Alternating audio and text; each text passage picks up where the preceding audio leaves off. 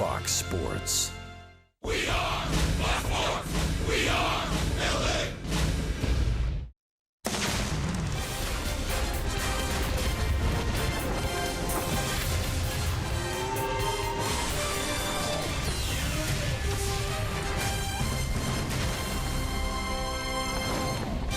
It's getaway day in Houston. The Angels trying to pick up a W today to earn a series split against the Houston Astros. It's been a tough stretch out on the road to see if the Angels can pick up that W against the division rivals as we welcome you inside Minute Maid Park and back to Angels baseball here on Fox Sports West along with Mark Gubiza.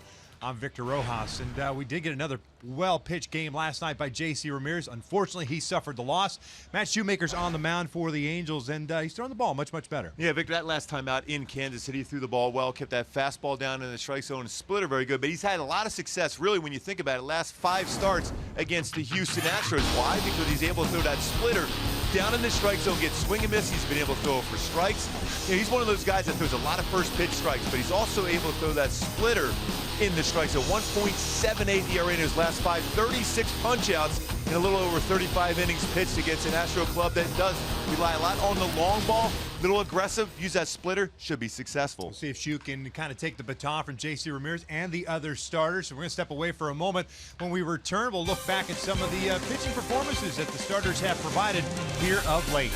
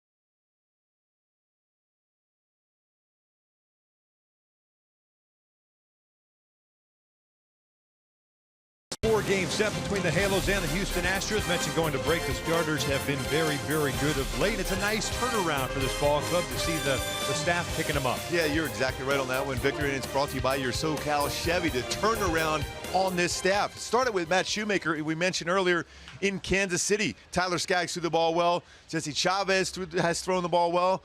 Ricky Nolasco, when you look at what has happened lately for this staff, and the reason why they've been throwing much better is command of their secondary pitches, Victor. They've been able to either throw the curveball or slider for strikes. In Matt Shoemaker's case, the split finger fastball, so it's been very effective. Length in the game and effective pitching for the starting rotation. Well, one of these days, hopefully they both match up, the offense and the pitching. We're just about ready for baseball here in Houston. Sit back, relax. Going to bring you the lineups and the first pitch when we return.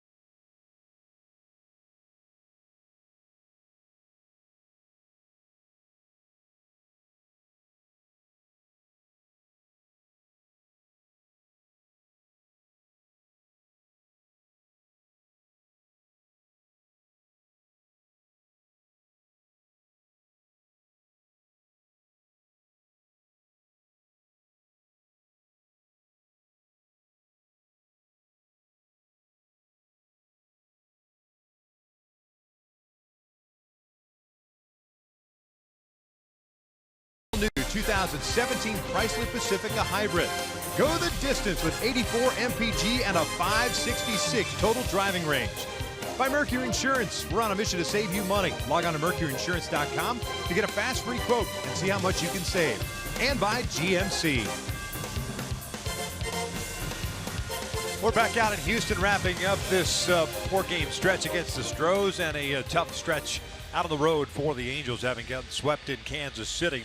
They've lost 2 of 3 so far against the Astros, and they will have the hands full today with Lance McCullers Jr., although so far this year, McCullers has been somewhat pedestrian, but throughout his career, he's had very good numbers against the Angels. And the Angels will return home tomorrow to take on the Toronto Blue Jays. 7-game homestand coming up, 4 against Toronto, then 3 against the Oakland Athletics. Let's take a look at Mike Scioscia's lineup that will try to support Matt Shoemaker, the starter, as Yunel Escobar will lead things off and play third base. Cole Calhoun is in right after getting the night off last night. Mike Trout in center. Albert Pujols DHing. C.J. Cron at first. It's Andrelton Simmons, the shortstop. Cameron Maybin, who got his first career start in right last night, is back in left field. Danny Espinoza had a couple of doubles last night. He's at second base. And usually we get the backup catcher, in this case, Juan Gratterall, behind the plate on a day game after night game. Nope, it's Martin Maldonado getting the starting nod behind the dish and he will bat ninth. They are taking on the 23-year-old right-hander, Tampa, Florida native by the name of Lance McCullers Jr. McCullers does have a good fastball at 93, 97, curveball, throws a lot of them, and changeup. My go-tos to be successful against him is curb his enthusiasm. There's a lot of curveballs and throw him off his game. He's a high-energy guy. Step out of the batter's box and try to take an extra base against him. When you look at how many curveballs Lance McCullers Jr.'s throws during the course of the game, even though I mentioned does have a very good fastball, he will throw it in there upper 90s, but 57% of his pitches are curveballs. It's a good one. And sometimes he'll throw one that has more of a 11-5 break to it, but then he'll throw that slower curve straight down 12-6 break on it. Above all, he'll throw it behind in the count. He will certainly throw it when he's ahead of the count. Mention again, 57%. That's the tops in baseball as far as percentage of curveballs thrown by McCullers Jr. We'll take a look at the defense for the Houston Astros this afternoon behind McCullers. And a little different look with Beltran in left, Marisnick in center, Springer in right. Bregman and Correa on the left side. Correa had missed the first 3 games of the series with a contusion on his right hand. Altuve and Gonzalez on the right, McCann behind the plate. And you mentioned Correa at shortstop, improved as far as his fielding percentage last season. His career, his rookie year, .978. We saw him make some outstanding plays at shortstop here against the Angels last season. Very athletic, very good hands, and a strong throwing arm. Angels at 7-9 now on the season, 3.5 back. Tied with the Seattle Mariners, 3rd place in the American League West. Houston at 10-5, their best start, matching their best start since 2006. Escobar 313, 3 doubles, a home run, 5 RBIs. Swinging first pitch, and that is gloved by McCullers. Boy, the game last night ended on a line shot back to Will Harris. And the first one today is a one-hopper back into the glove of McCullers, one away. Yeah, played well by McCullers. He's a pretty good athlete, fields his position well. Very difficult to even steal against. Lands and has that glove up right away. Might have, the way how quick this infield is, might have got up through the middle and by Altuve at second if McCullers doesn't make the play.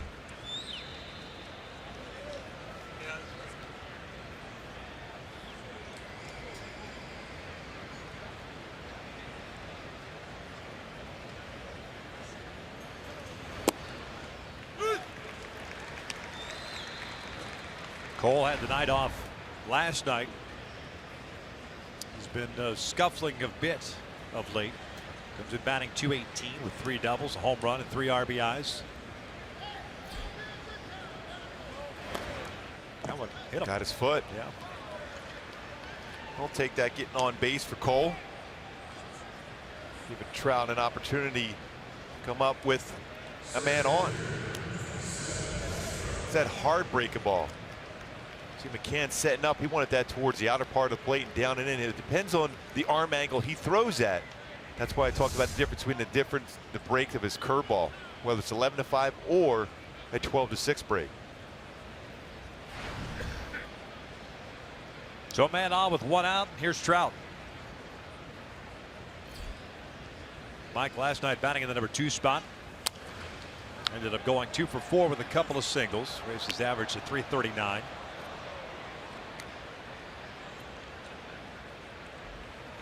McCullers real good career numbers in this ballpark. He's 10-4, 22 starts with an ERA 2.18. McCullers here. Not known as a pitcher's yard, that's for sure. Up and in.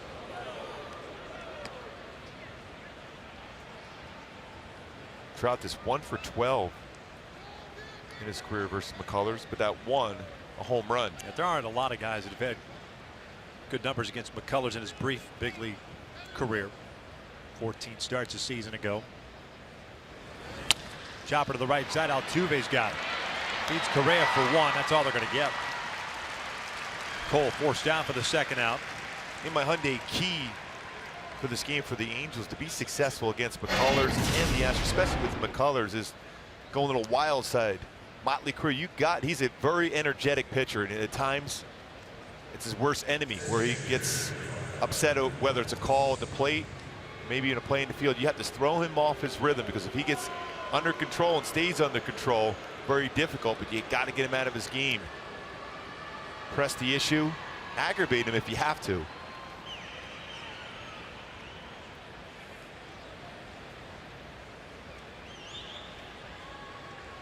Albert at 190. Hitless last night, going 0 for 4 with a couple of strikeouts. He'll take a strike. See, when you look at that break ball, that's more of a slider he throws. Although it still goes into that same umbrella as a curveball.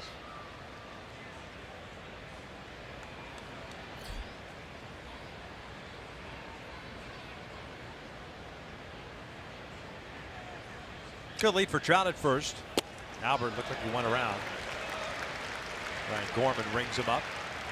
And McCullers will pitch inside. Saw that pitch inside the pulls. He threw one inside, up and in on Mike Trout. Not a bad time if you're Trout right now. I anticipate McCullers throwing one of those hard breaking balls in the dirt to go. Worst case scenario, thrown out, you still give Albert a fresh at bat. Ground ball left side. Bregman has it. They'll force out Trout, and the Angels are done here in the first. Look at the bottom of the first with Matt Shoemaker. Going to slab for the Halos for the 4th time this year.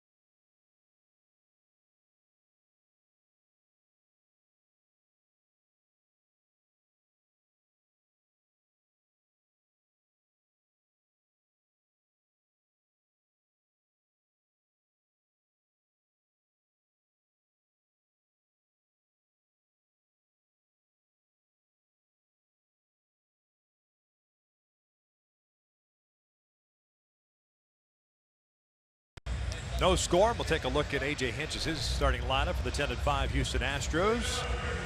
George Springer will lead things off and play right field. Carlos Beltran, the number 2 spot. He's the left fielder today. Jose Altuve with a 7-game hitting streak at second. Carlos Correa seeing action for the first time as the cleanup hitter. Brian McCann behind the plate. Alex Bregman at third base. Evan Gattis at DH. Marvin Gonzalez moves across the diamond over to first, and it's Jake Marisnick getting his first start of the series, batting ninth. Taking on Matt Shoemaker.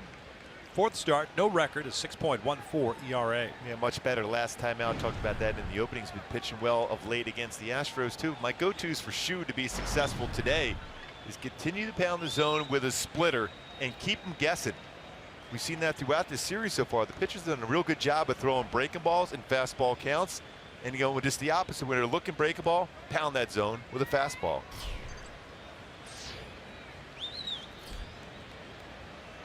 Springer off to a fast start with the power numbers with 7 home runs and 12 runs batted in. 234 batting average, and there's a first rip by George. Well, you talk about a danger zone against Springer. That's on the inner half of the plate, lower part of the strike zone. And he's always aggressive, especially first pitch swinging, especially when you throw a fastball. Springer 0 for 4 last night, snapped his 6-game hitting streak. Upstairs. Ball and a strike on George Springer. Just 2 for 16 against Shoemaker.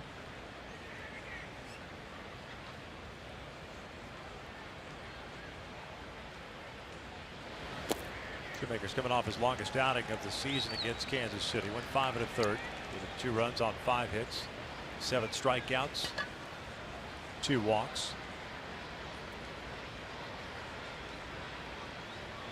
Bulk of those 105 pitches happened in the first inning. I believe it was 33 of them. 2-2. So far, 3 fastballs and a slider in his at-bat against Springer. And look at his percentage of the splitters thrown this year. Down a little bit at 28%. Last year, about 36% of his pitches splitters. Slider percentage up for HOU so far. And he got him with the off-speed pitch, and there's the first out of the bottom of the first.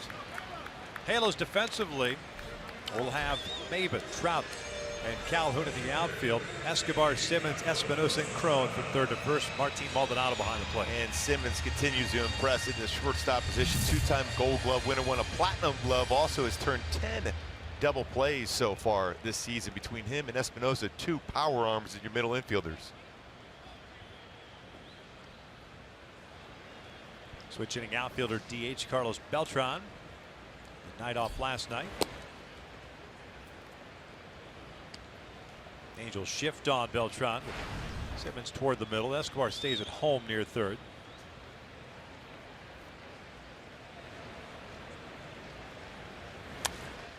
Fouled off. And the interesting thing with Beltran playing left field, they anticipate maybe start of the season putting him out there 30 or so games in left field. This is the second start from him in left field this season for Beltran. Not running like he used to. He used to be a guy that can cover a lot of ground, steal bases. Still a very dangerous hitter, though. 2 balls and a strike, using them like the Yankees did in right field. The short porch at Yankee Stadium. Carlos, the center fielder when he first came up with the Kansas City Royals.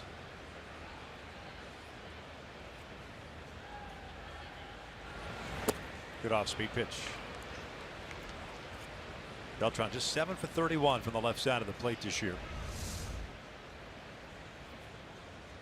That slider going down and in. Good change of speeds with that pitch. Occasional curveball, occasional changeup, but mainly fastball, split, slider from Shoemaker.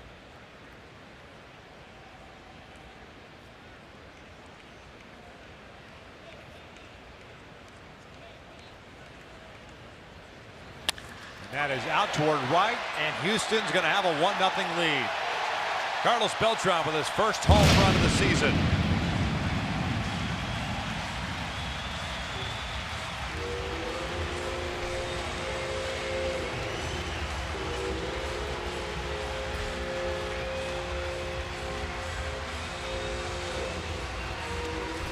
Yeah, that off-speed pitch just goes right into that swing path.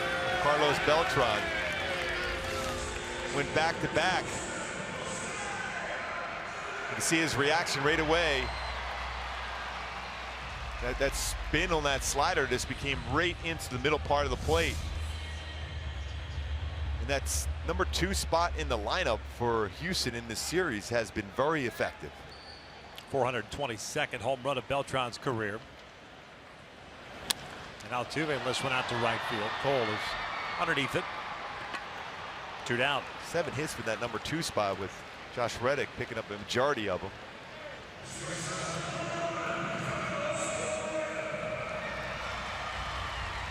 And I always felt now when you have a batter coming to the plate who had an issue with a wrist or hand, you want to establish something in at some point during this first at bat.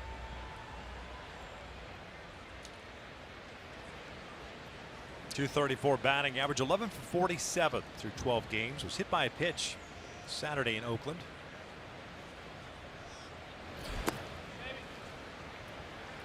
And that's the first thing we did whenever we had a pitcher's meeting and someone was hit by a pitch and uncomfortable with the hand. That's the first thing you said. You have to establish something in this to make them aware that you know that that hand is not 100%. And that is launched out toward left field, but it is hooking and foul. And that's what you don't want. You don't want to have a hitter comfortable at the plate. You want them uncomfortable. As we go back to that time when Carlos Correa got hit by a pitch on Saturday. See right there on the hand. So in other words, as a hitter, you're going to be aware of that pitch. You're trying to be quicker in there. Gets him right on that hand. The uncomfortable has missed the first 3 games of the series, but you have to pitch him in at some point. They're going in now.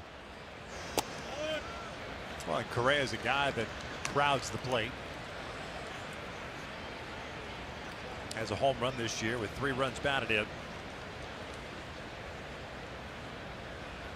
Carlos Beltran with a home run. Houston leads it 1-0 here in the first.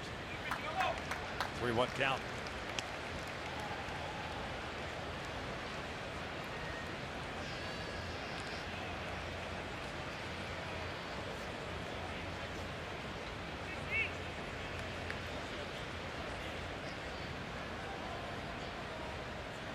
Brian McCann on deck. That's out toward center. Trout coming in on it. So the Astros get on the board on the Beltran home run. We'll head to the second with the Angels down 1-0.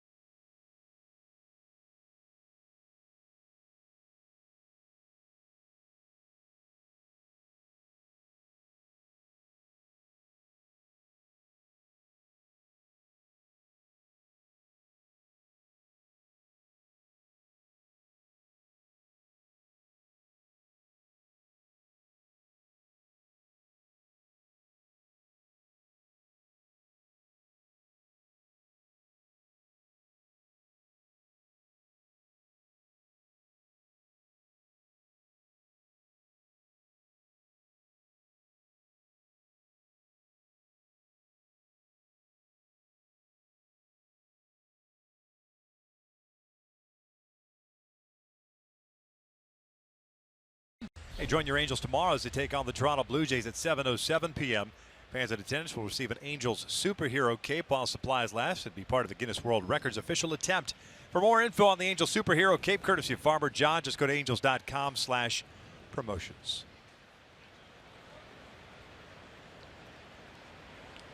She's laughing at us. She's laughing, thinking about us doing something in the open tomorrow for the superhero cape. It's possible. You just never know. A.J. Crone rolls one foul, apparently. And no balls and a strike. Crone, Simmons, and Maven. Yeah, she's got a visual of you. Yes. I don't know, wearing some tights. No. Just thinking about it. Yeah, she's calling and said, "Oh, you know what? We got to make sure we record that opening tomorrow night." No. Maybe we better not. I'm on camera. Are you talking about me? 0-2 count. Crone at 243 average. Was I supposed to be at work today? What? Oh. Are they talking Did about they know I'm in Houston? Oh, yeah. Gooby and tights. It's funny. Oh, yeah. Oh.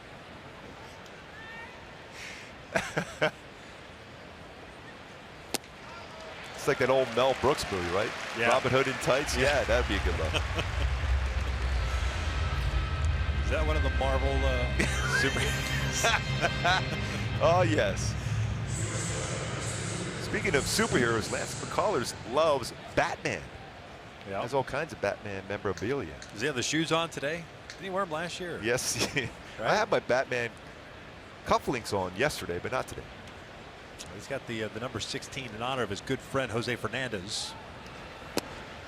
Jose used to work out quite a bit in the offseason in the Tampa area. And that's why he has that number 16 there on his shoes.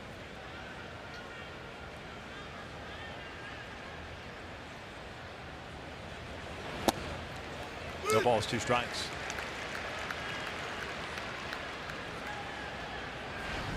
He did bust out. I think it was last year. Had to have been last year. I wouldn't imagine it was his rookie year, but he had the black and they had the Batman symbol on. Yep. Ball and 2 strikes on Simmons. Hamilton hitting .264. A couple of home runs, 3 RBIs. 0 for 3 last night with a walk. We'll have to ask him when he comes to Anaheim who was his favorite Batman actor who played the Batman.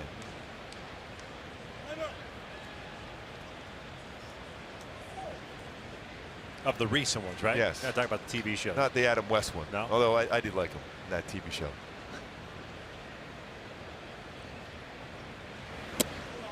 You got Ben Affleck, Michael Keaton, George Clooney, and Val Kilmer played it too. did he? Yes. And what Christian about Bale. Christian Bale. That's Christian Bale was unbelievable. Yeah, agreed. I'm always a big fan of Val Kilmer and everything. Maybe he should be a part of a Gooby Tuesday. Could be. That missed inside, full count. I mean, I'm not trying to provide content for you. Well, we saw somebody today with a sign saying for Adam Sandler. Remember that Mike Trout would love him to play Mike Trout in a 2017 version of Angels in the Outfield. There's a Happy Gilmore sign with Trout's picture. Simmons sounded like he broke his bat. See, we have that type of poll, I think. You think so? Yeah.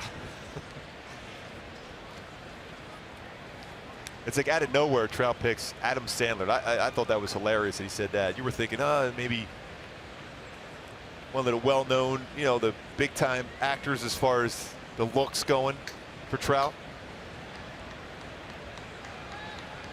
But I like Adam Sandler, though. Back-to-back strikeouts, 2 outs. Like good-looking actor like Christopher Walken, perhaps, playing Mike Trout. That'd be perfect. There's the Happy Gilmore. See, that kind of pull we have. Like it. There he is. He's got the Mike Trout. He got the hat on and everything. By the way, that great movie. That scene with Bob Barker. Bob Barker, they're just squaring up. That was great. Today's like what, the National Lookalike Day, isn't it? One of those days on social media. High five day too, I think. There's lots of days. There's 365 of them, so we've got to create something. When is National Nobody Cares Day? I really appreciate that National Cheesesteak Day was on a Friday during the Lenten season. That was good. Maybe they did that on purpose to prevent you from chowing down cheesesteaks. Yes, I think so. With a side of fries. Maybe it was tofu. Meanwhile, Lance McCullers, 2 strikeouts and dealing. He's got that breaking ball going. And remember, he had that discomfort in his arm last year, but still, the percentage of breaking balls thrown, 57.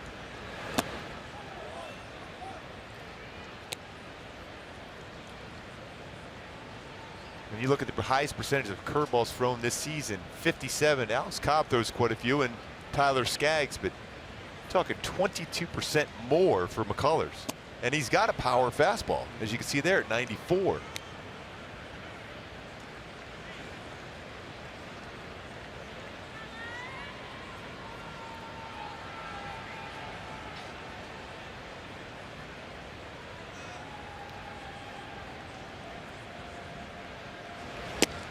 And he walked him. Breaking pitch, it stayed upstairs. A 2-out walk gives the Angels a base runner here. Danny Espinosa coming up.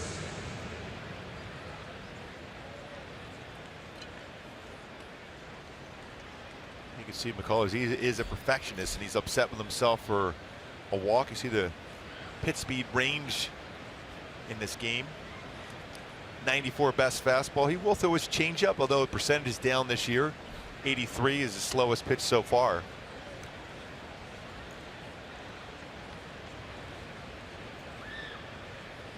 And the one thing about his breaking ball, though, it goes and breaks right in that swing path of Espinosa batting from the left side.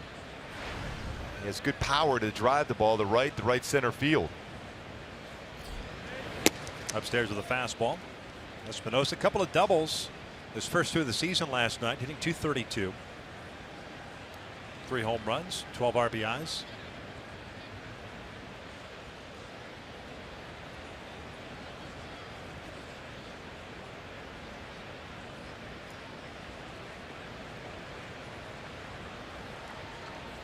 David over at first, not a big lead. Shift on with Espinosa at the plate.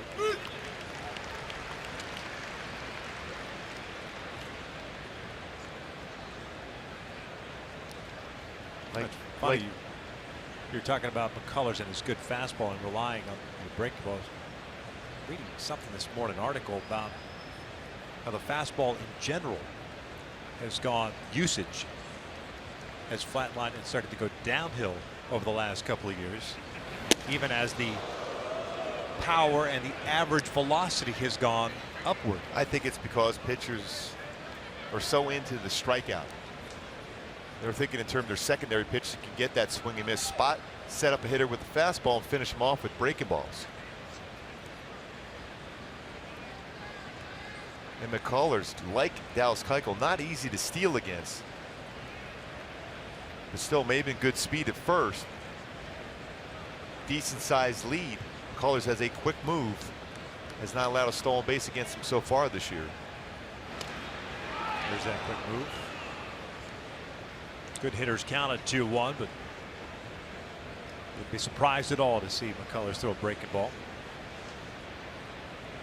We were talking about that earlier today as we got ready for the game, how many breaking balls he'll throw behind in counts. 65% so far this year. There it is. Misses, and it's 3-1. Let's try to guide that one. J.C. Ramirez, after the game last night, he said he felt he threw a few too many breaking balls. The game before, where he struggled in the first couple of innings against Kansas City, he felt he threw too many fastballs, so you try to get that happy medium. But that breaking ball last night was, between a slider and curveball, was unhittable. When it's that good, you've got a feel for it. Why not? You can almost tell a hitter it's coming with that sharp a break, and they're still not going to hit it. Caught the top part of the zone. A 3-1 breaking ball. Put the number 9 hitter on deck. It's a pretty good indication how he feels about throwing that pitch for a strike. Well, coming into the game, 17 1/3 innings pitched. There's 3 walks for McCullers, 23 punchouts.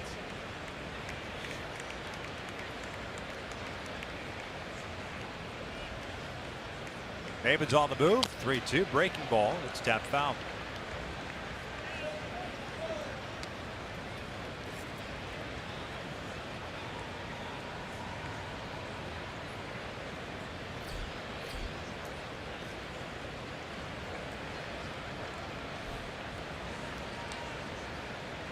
His 65% breaking balls behind the count. 87% of his strikeouts have been with a breaking ball.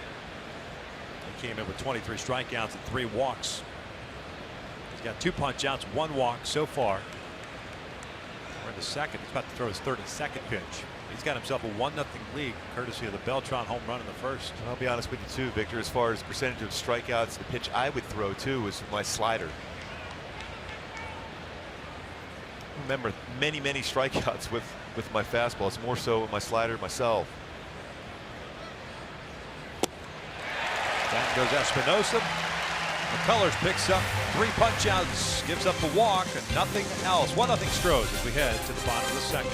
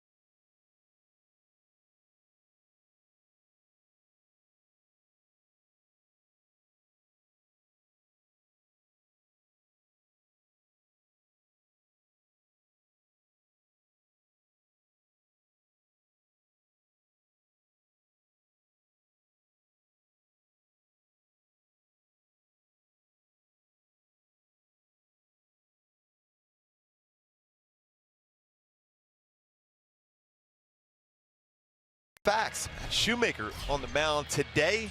Matt Shoemaker last season. Most strikeouts with no walks in a 4-start span in MLB history. Curt Schilling had 39 of them.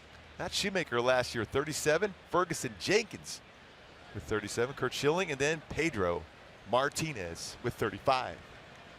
Look at that year Ferguson Jenkins had more wins than walks that season. What's that stat What I fun told is you? that? I know, exactly.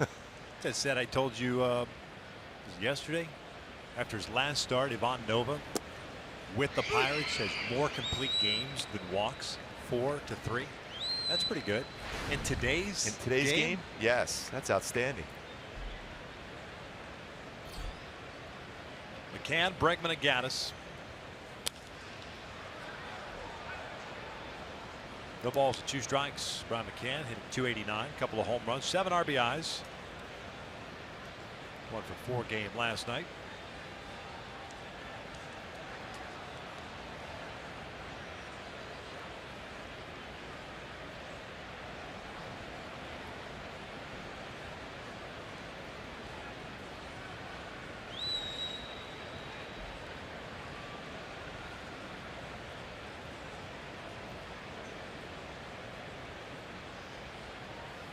In tight, 1-2. Off-season trade with New York. McCann over. Signed through next year. Jason Castro expendable. He's with the Twins now. This was popped foul. And had a play behind home plate.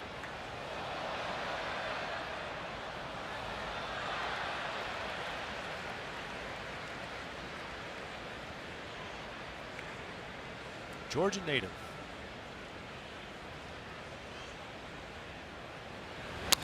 Reaching for it. Espinosa down in shallow right. That's exactly what you want to try to do against McCann. Get him to reach for something away. Inside part of the plate, that's what he'll do to damage. You got more into pull mode, especially when he was playing in Yankee Stadium. They said in the early going he's gotten a little bit better at driving the ball up the middle the other way. It's a great splitter there, reaching forward out in front off the end of the bat.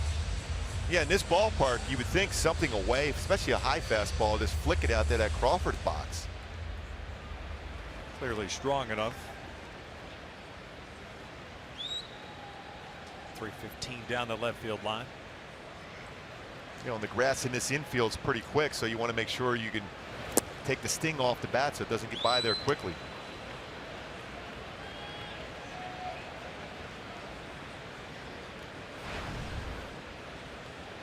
Alex Bregman got to start at shortstop the first 3 games of the series, over at third.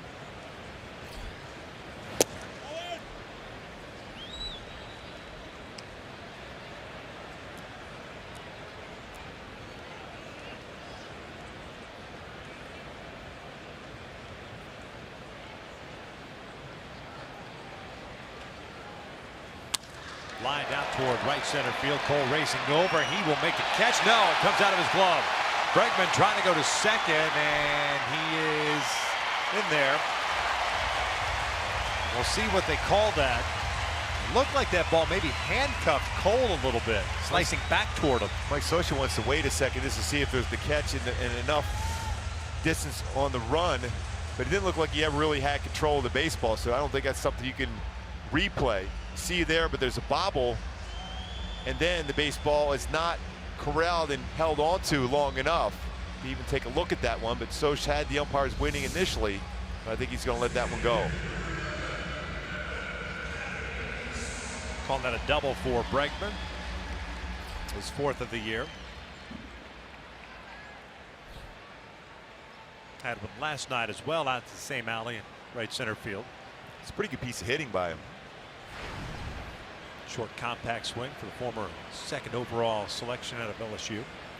Here's Gaddis, a DH.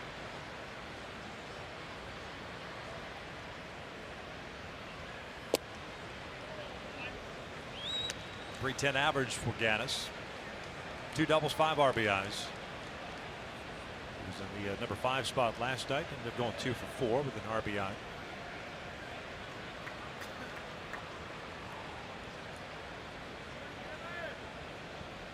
Astros last night 5 for 12 with men in scoring position.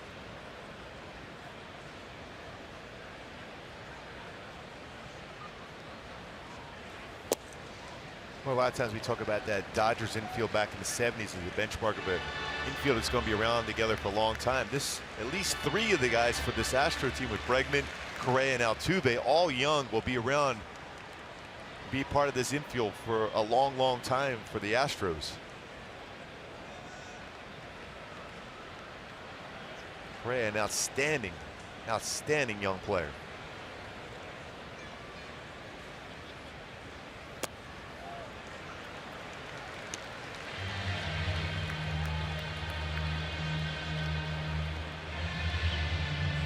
Manager AJ Hinch, second go round as a big league skipper. Stanford.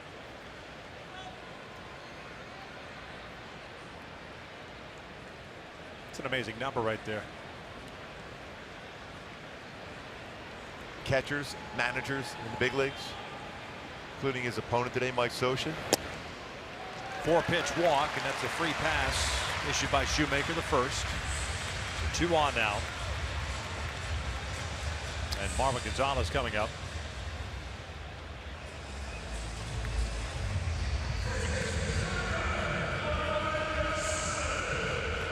Look at the AL West, all managed by former catchers.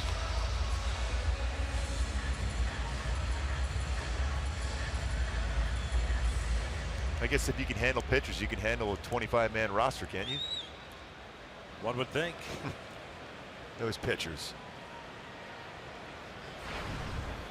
Only a matter of time before Sandy Alomar gets an opportunity to manage. No doubt. One would think. One would hope. Gonzalez will look at a strike. He's been playing third base in the absence of Correa at shortstop, with Bregman moving over. Back over across the diamond at first base. 0 for 1 with a pop-up, a walk, and a sac bunt last night.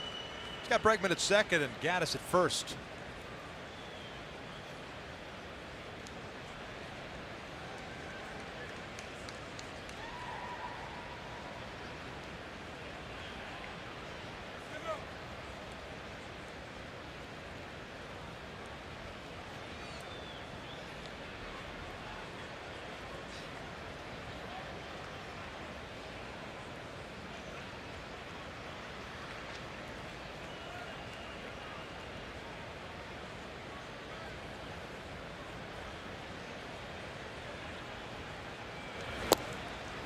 Good splitter there from Shoemaker.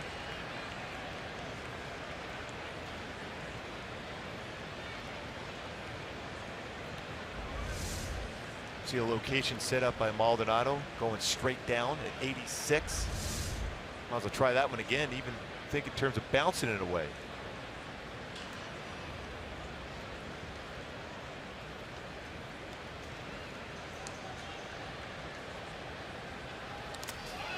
Gets away from Maldonado, and the runners will advance. Takes the double play out of the equation. Now that looked again like his slider.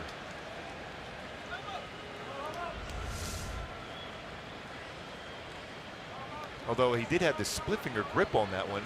We've seen a couple of them, even that home run ball we thought might have been a slider. I think it ended up being a split the way it broke in. You would think it's supposed to go down and away, but when he drops that wrist just enough, it has slider type break to it instead of straight down, and that's the ball that has had troubles early on for Shoemaker. That split, instead of going straight down, has cut type action.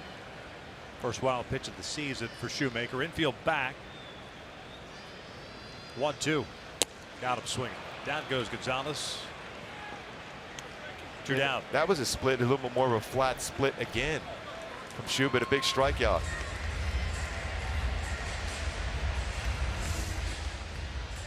So not a lot of movement on it, but off the plate and the speed of the pitch.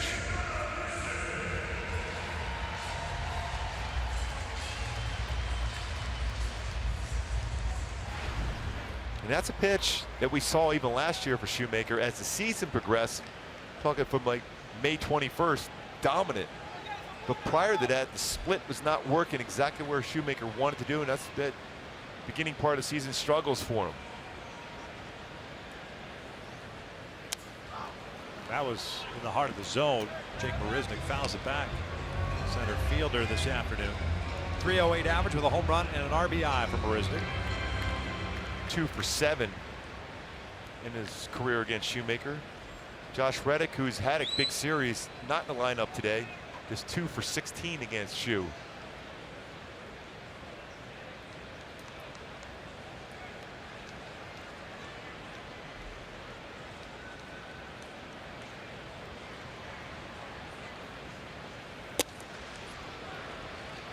Ball with strike. See that target set. He was tapping the ground, Maldonado, but then wanted the fastball in. And Mike Scioscia was talking about him. You mentioned at the beginning of the game, playing a day game after a night game. They talked after the game last night, and Maldonado told Mike Scioscia that he was ready to go, even though he thought Juan Graterol will get the start. And Maldonado wanted to play. Mike Scioscia elected to go with Maldonado, who's had a good series at the plate and behind the plate.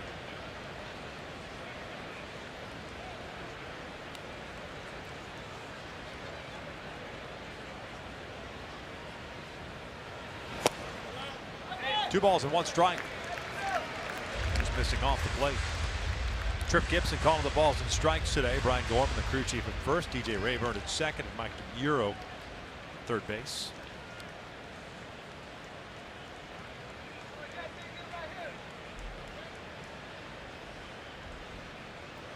Double by Bregman, a walk to Gaddis, a wild pitch, putting them at second and third. Good hitters count for Marisnick. He does not waste it, pulls it down the left field line. That is foul. Well, like at Fenway Park, you just feel anything that's not in the stands is going to end up being fair. And it's a good decision right now by Maldonado to go out and talk to Shoemaker. This is to try to settle him down. This is an important out, especially with McCullers on the mound. He's thrown the ball well so far in the first couple of innings. It's a big out for him if he can get through this with no damage. Talked about that in the pregame show, how Maldonado is the coach on the field because out there knows exactly what time to go out and talk to a pitcher just to settle him down.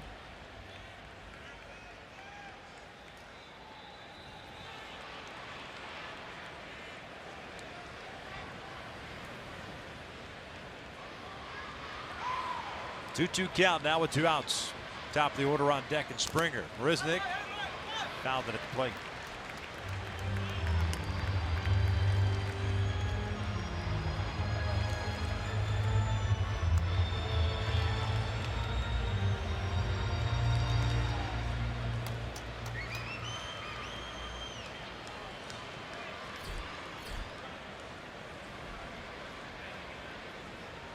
"21 pitches thrown this inning, 9 of them out of the zone for Shoe." This one's hit off the end of the bat past Espinosa. Hitting over, no damage. Took a little while, but Shoemaker gets out of it as we head to the third. 9-1-2 with the Angels down 1-0.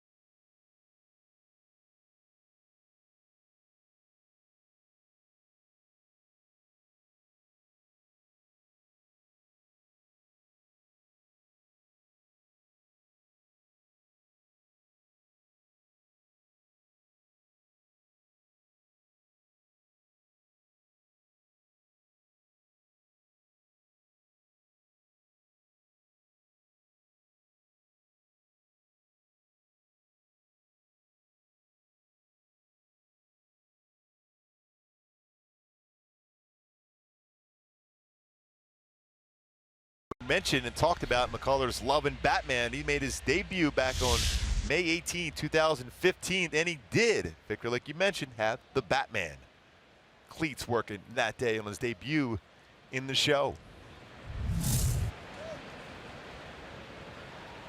Shame on me for assuming he wouldn't do it during his rookie season. Well, that's debut. What, that's a great look going right there.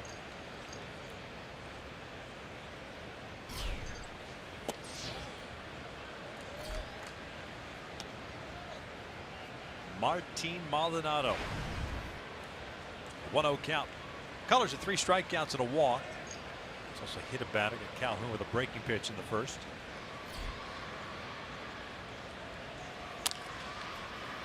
Bounce to Correa. 1 down. This copyrighted telecast is presented by authority of the Los Angeles Angels and may not be reproduced or retransmitted in any form, and the accounts and descriptions of this game may not be disseminated without the express written consent of Angels Baseball LP. The Astros pitching staff 5th best ERA in the American League, and we can see why, for the most part, in this series. Some pretty good young arms. Dallas Keuchel was excellent last night. McCullers so far solid for the Astros today.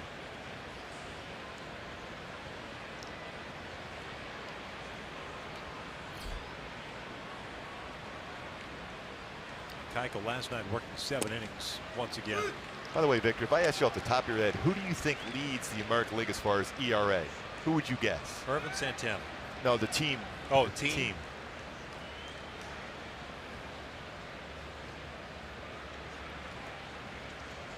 I'd say the Twins, right? Yeah. Yeah, because Santiago's off to a decent start, and so's Irvin. When you think about where they were last season as far as the team ERA? Yeah.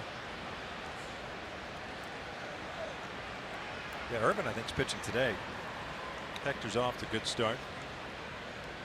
Yeah, their team ERA under 3, 2.98 as a team for the Minnesota Twins. I mean, that's just a guess based on those 2 guys. Yeah, but still, no one ever would think that. And it explains why they're off to a good start. Yeah. Pitching, defense, right? Usually the way you prefer to go. Yes. It's what the Angels have been built on. We heard that throughout spring training. Ball with 2 strikes on Udell, who bounced one back to the mound in the first, lead off the game. Shoemaker was able to get out of that last inning, get a ground ball out. It's a changeup from McCullers to get a swing and miss.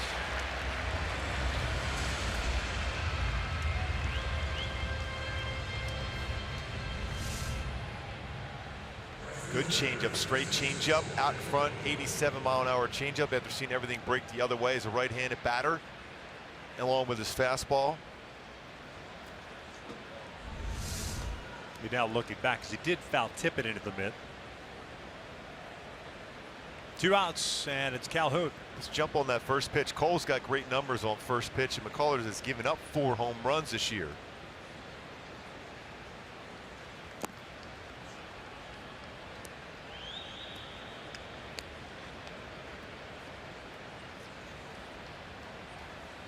Struggling on the road so far. Generally, it was the opposite way throughout his career. His career numbers are the opposite. He's 0 for his last 17 out on the road, on this road trip, I should say. His last hit was at the last game against Texas, went 1 for 3.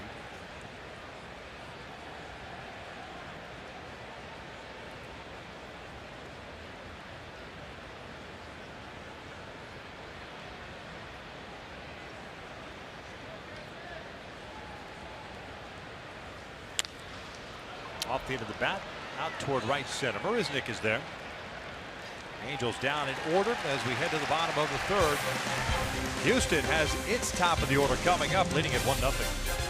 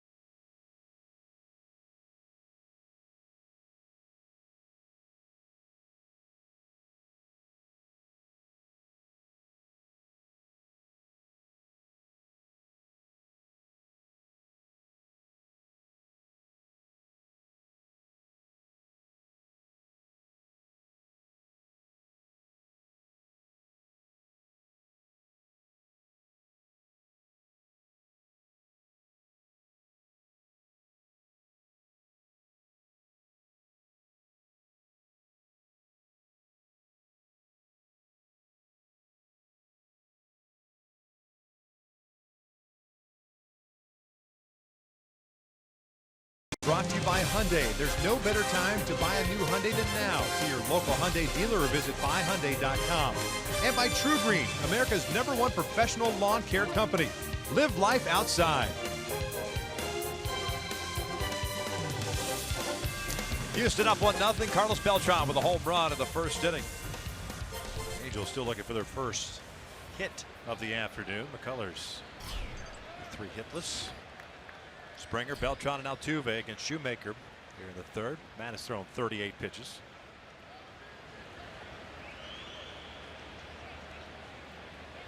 .22 strikes, 16 out of the zone. Shoe.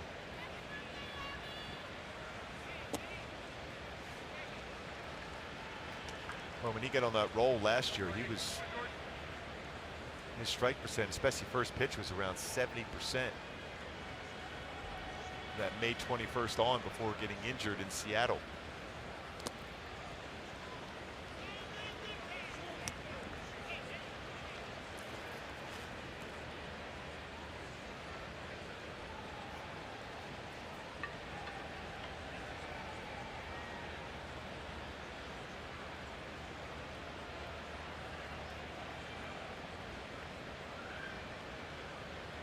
Springer struck out in the first. Missed. And going back to those numbers for Shoemaker from May 21st on, 2.83 ERA in the American League. Verlander, former Rookie of the Year, Corey Kluber, who had an outstanding season. The only 3 better than Shoemaker for that long stretch. Swinging 3-0, bounces one over to Simmons. 1 down. Boy, is that a good feeling when you're on the mound, you're behind 3-0. Thinking you're going to throw at least another 2 more pitches to try to get him out. Ends up swinging to that 3-0 pitch and grounds out off the end of the bat.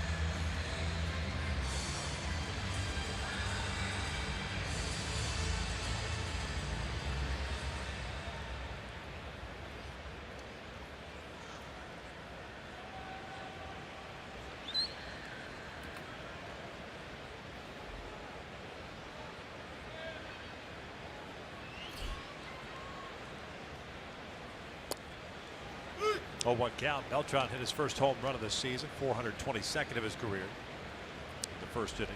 Shoemaker makes in a curveball there. 77-mile-an-hour curveball. Trying to go fastball up. Looks like he might have gotten the chase. Maybe not.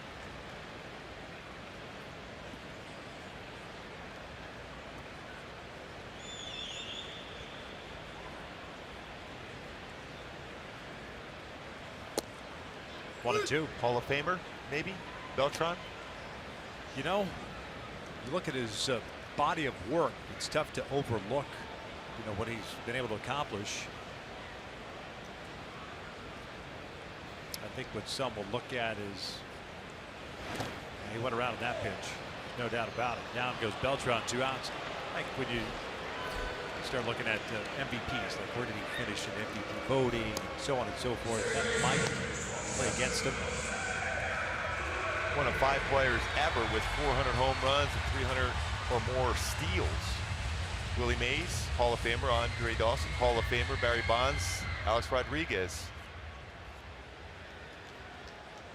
And he makes it, in fact, not that far away from 3,000 career hits. Was a great outfielder too for a long period of time. Pretty good postseason numbers. Altuve pops it up on the first base side, and then Maldonado just runs out of room. Goes into the dugout. That's good to see Maldonado moving pretty well with the day game after a night game.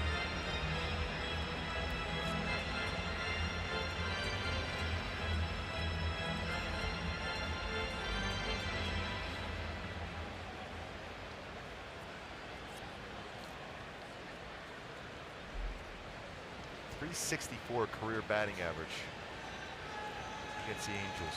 116 hits over 80 games.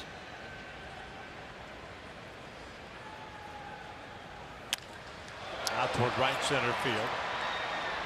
Trout's there. Altuve takes it out on the bat. It's never operator error. It's always the equipment. It is. It's all about that. Bat. the bat mistake. Trout leading things off with the Angels down 1-0.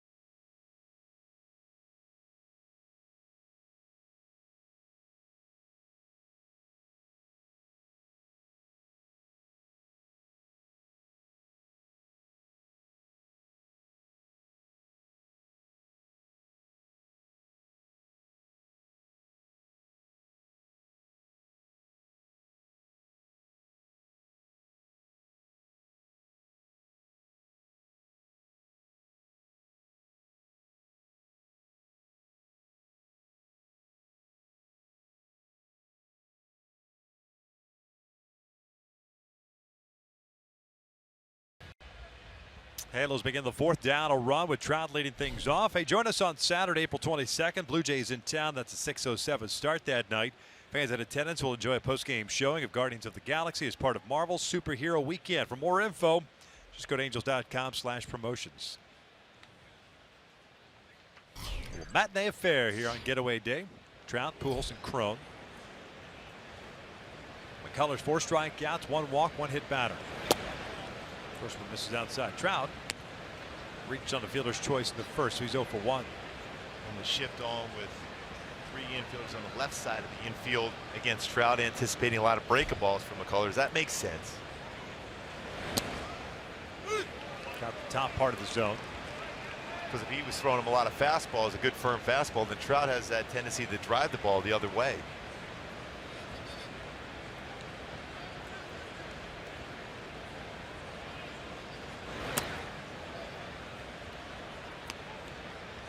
Guessing staying true to form here on the 2-1 count, the Trout will probably get another slider / curveball. Although I still think the way that break is more of a slurve, a combination of the two. Fastball up and away.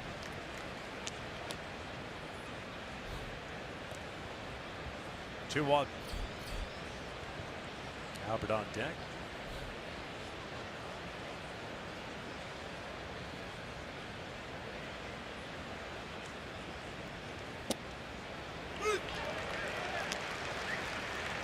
Two balls and 2 strikes. Pardon me, I got 3-2. Off by a pitch.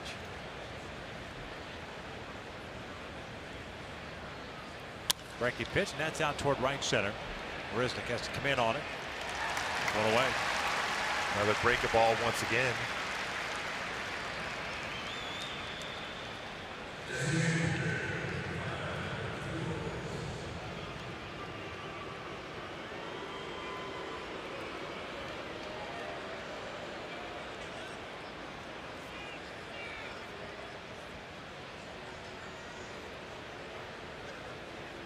Albert grounded into a fielder's choice that ended the first.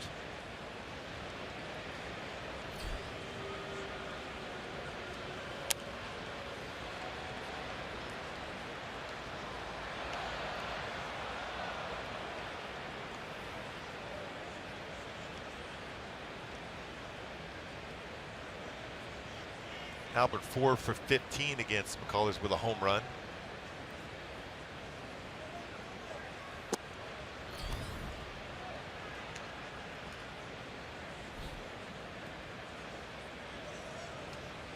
That's back-to-back at-bats for Pujols against McCullers. The second pitch was a fastball off the plate in. and then it goes right back out again. That's Albert's going to see that throughout this game. Fastball off the plate for effect, back to a break a ball away or fastball away.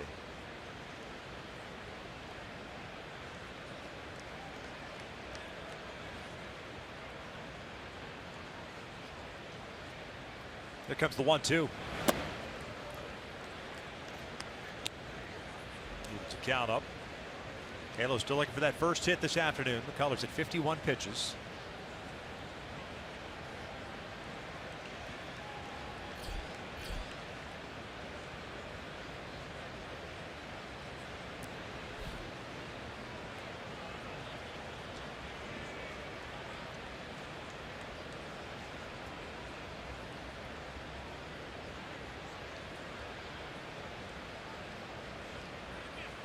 Breaking pitch, pull left side, and that's gloved by Bregman.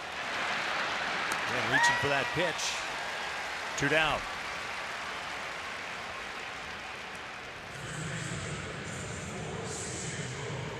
After that one fastball off the plate in, a number of breaking balls once again, and this breaking ball down and away, middle part of the plate, but still Albert, when he's going well, he can drive that ball and get an extra base hit going the other way. He tried to pull that, even though he hit it all right at an infielder.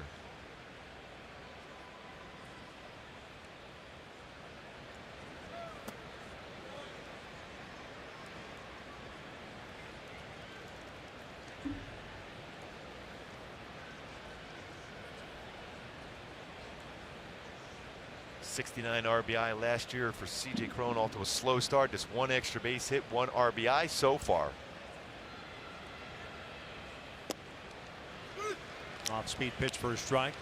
Prior to that first pitch to Cron, Colors had thrown a fastball 12 of 13. First pitch. And then everything else.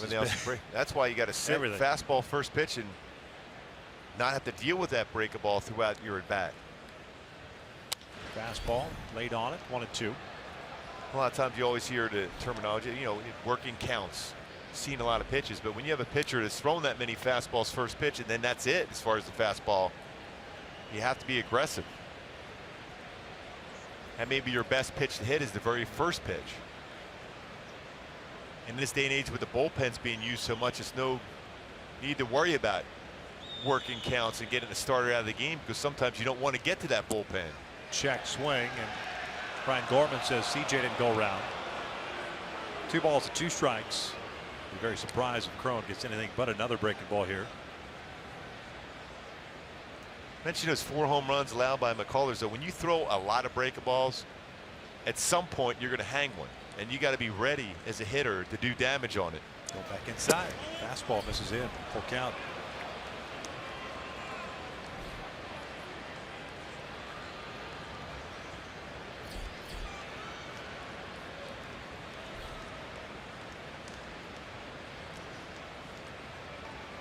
There's a payoff pitch. They got a breaking pitch. Halo's down in order. Still without a hit through 4 innings. We head to the bottom of the 4th. Houston leading at 1-0.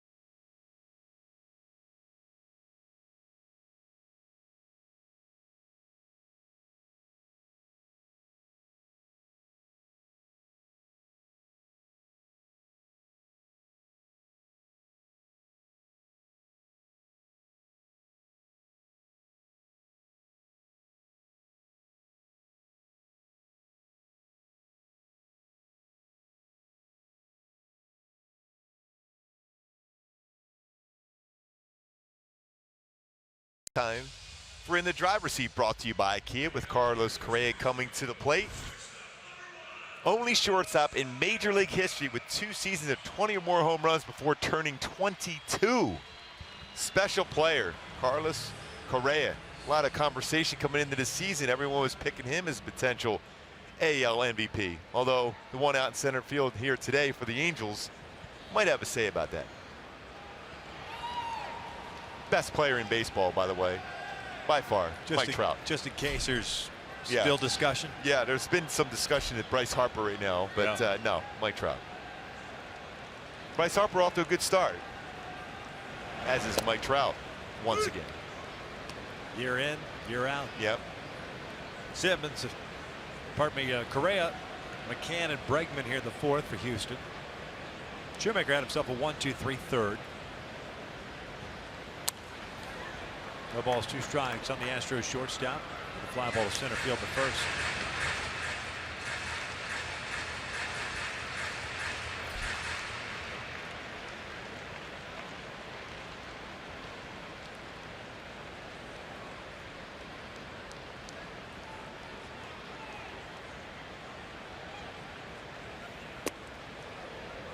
Again, good idea. Make him aware of that pitch inside, especially after getting hit with that pitch on Saturday. Not trying to hit anybody, but you have to make him aware, because he has real good plate coverage away. Going back in again. Credit Martin Maldonado for that. So often hitters will look away at their fastball in. As you can tell, that's exactly what he was doing. He barely got a piece of that one. Backing up a fastball in with another one. Now you can expand the strike zone.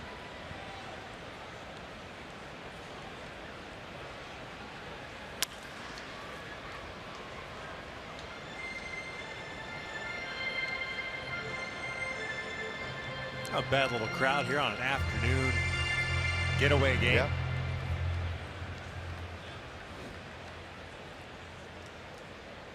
Business person special. Business, yes indeed.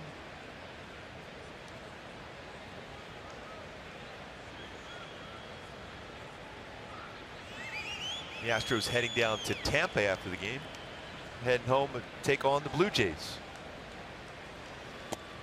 Called strike 3. Down goes Correa. 6 in a row retired now by Shoemaker. That's his 4th strikeout. That's just real good pitching this entire at bat against Correa by Shoemaker. Break a ball, fastball in, then a splitter, then paints the outside corner. 93, kept that mid there for Maldonado, and he framed it perfectly to get a call, 3rd strike. First looking for Shoe with a 4 today.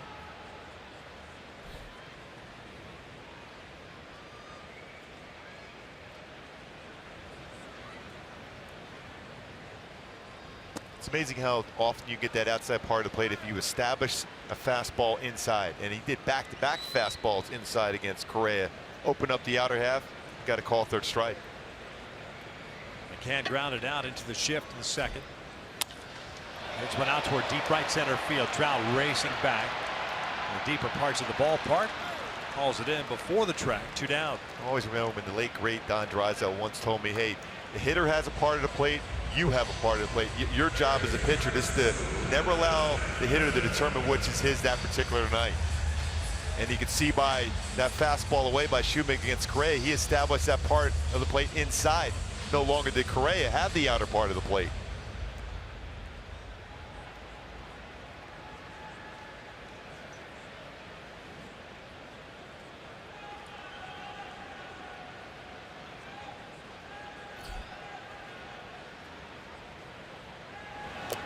Bregman had a double out to the alley in right center field. That's the one that popped in and out of the glove of Cole. 4th double of the season for the youngster.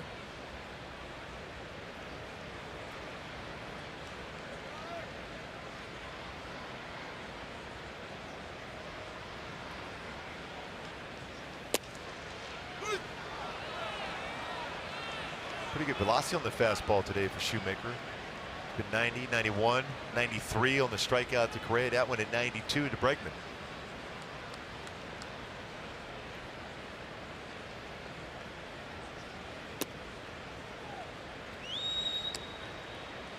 His slider so far today, though, Victor, I think it's been a little bit flat for him.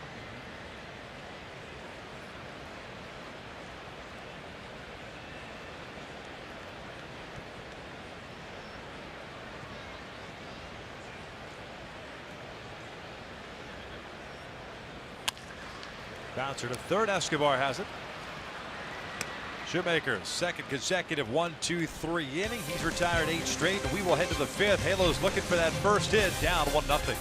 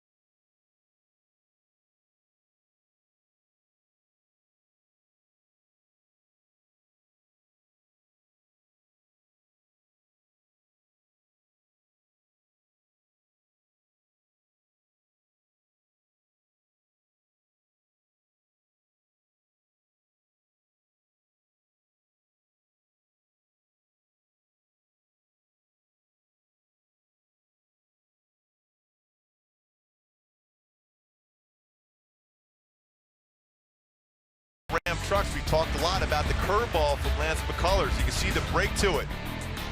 More of a slider break at times. Curveball has been outstanding for him. He's thrown 58 pitches, 30 curveballs. That's about 52% of his pitches so far in this game has been his curveball, and it's been a good one. As the Angels still looking for that first hit against McCullers today. 1 walk, 5 punch-outs. Top of the 5th. 4 hits, those 5 strikeouts, a hit batter and a walk, but has not allowed a base hit until now. Andrelton Simmons gets a hanger, and the Angels get their first knock of the afternoon. It's a leadoff single. Well, you mentioned he's thrown a lot of first pitch fastballs, so Simmons was up there looking first pitch fastball, but got a curveball instead, but it was elevated. Yeah, the last 2 batters, Crone got a first pitch breaking ball as well.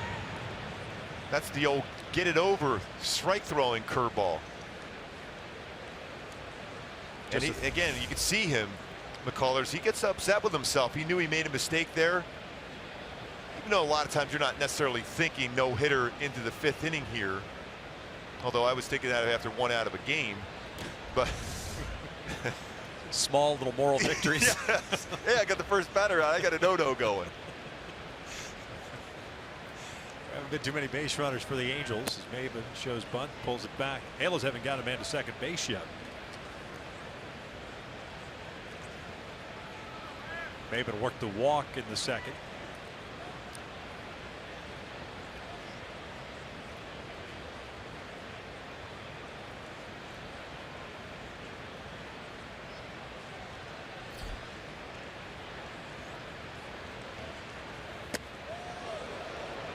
Two balls and no strikes.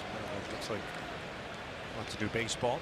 Well, at times he can get frustrated. He was upset with himself, McCullers, when he threw that pitch, that breaking ball upstairs. He's frustrated. Now back-to-back fastballs well out of the strike zone, low and then high.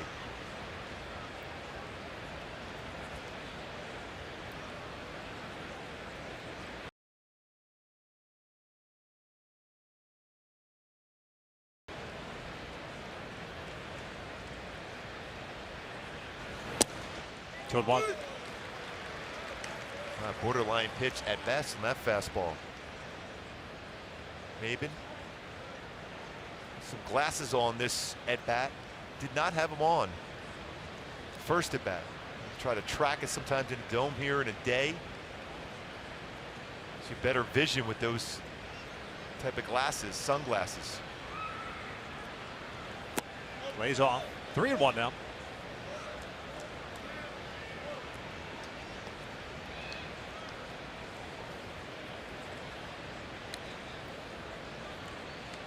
Three-one count. A long look down at Ron Renicky.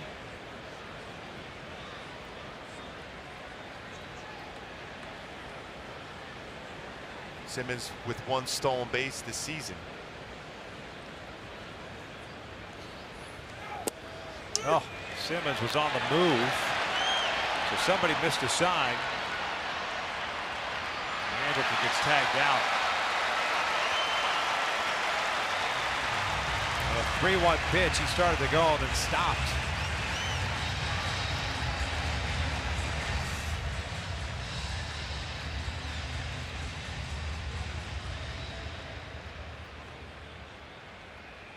And just trying to get a rundown long enough. He was trying to make some contact with somebody to be able to have interference there, because when you run down, you're at the mercy of a good throw or a bad throw on that one.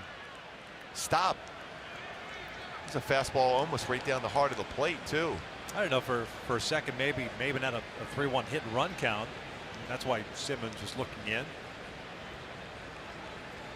Now the 3-2. 2 down. Changes the inning. Yeah, you're on the mound. It's man on first. You're up 1-0.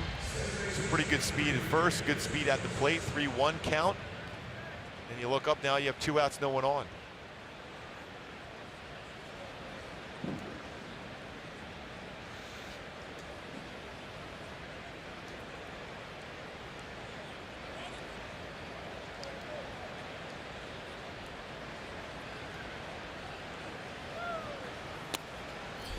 Espinosa struck out of the second.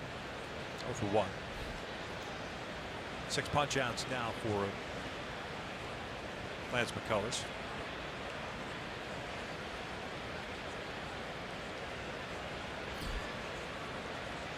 Season high is 10. That was in his second start against Kansas City. Bouncer back to the mound. Halos are done here in the 5th. Houston leads it 1-0 as we head to the bottom of the inning.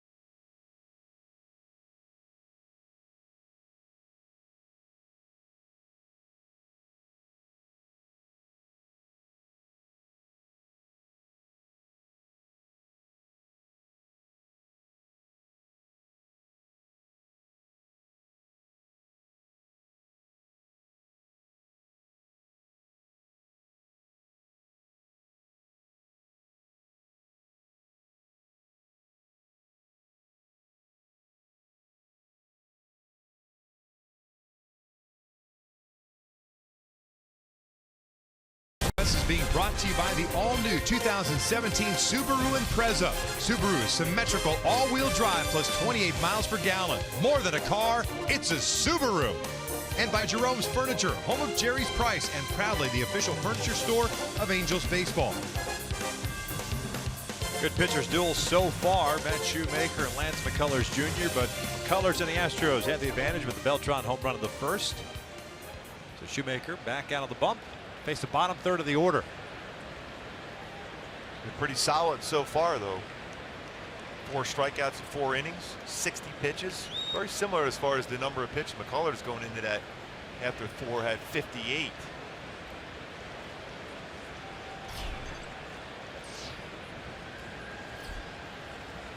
Gaddis found that one at the plate.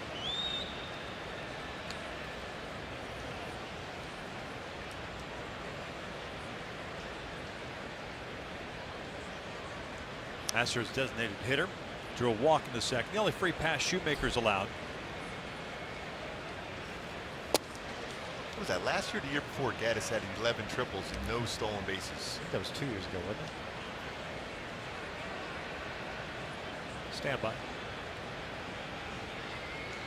Back in 2015.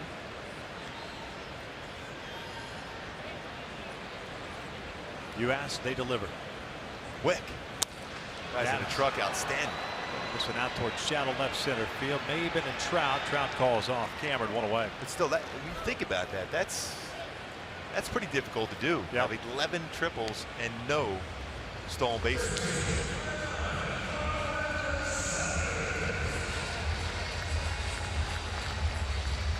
Yeah, if you had judged that book by its cover in 2015, you would have been a little bit off. Yeah. When you think about it, he only had 1 triple. The other 350 career games, but decided to work on that triple speed. 2015.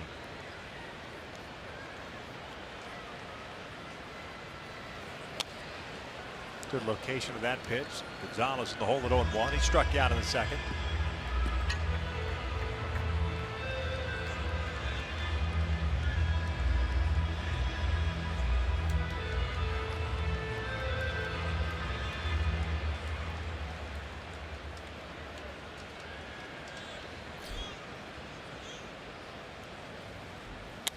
Breaking pitch, and Gonzalez hits one high and deep toward right center field. Trout still racing back on the track and makes the catch. That's a long way out there. He hit that. That was a hanging breaking ball. That's amazing. I think Gonzalez flipped the bat in anger, knowing that from the get-go he didn't get it.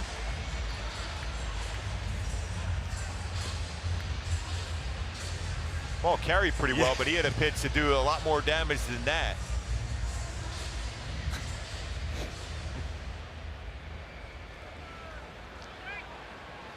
There's one of those ones too as a pitcher when you see a guy doing that, you might say something back to. It's like, hey man, that's a heck of a swing. Good swing. Yeah. Good swing. 10 straight retired by Hou. Here's Marisnick, and Marisnick doesn't miss this one. 2-0 Houston. He jumped all over that pitch. It was up and out. Second home run of the season for Marisnick.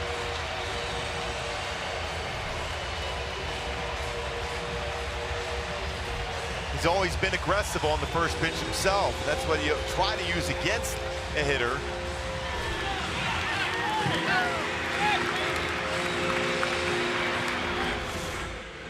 Setting up in with a fastball, and it drifted out over the plate. And Shoemaker, you can always tell the reaction from the pitcher. He knew it. More of a cut action on the fastball. Instead of staying inside, staying on top of that to run in. If it's going to miss, you want to miss off the plate, not out over the plate.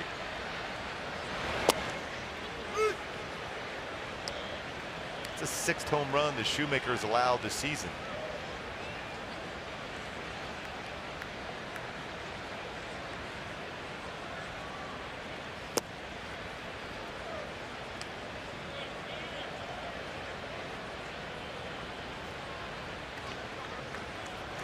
Thumb guard.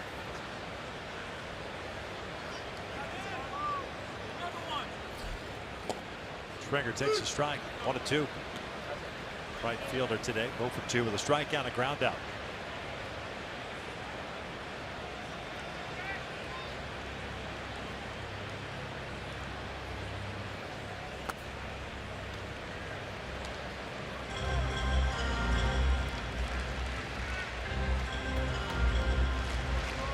Marisnick's home run estimated 440. You know, there's people watching back home at the Riverside Poly High School. Springer goes down swinging, and the 5th is in the books, but not before the Astros double up on the Halos. It's a 2-0 Houston lead as we hit to the 6th.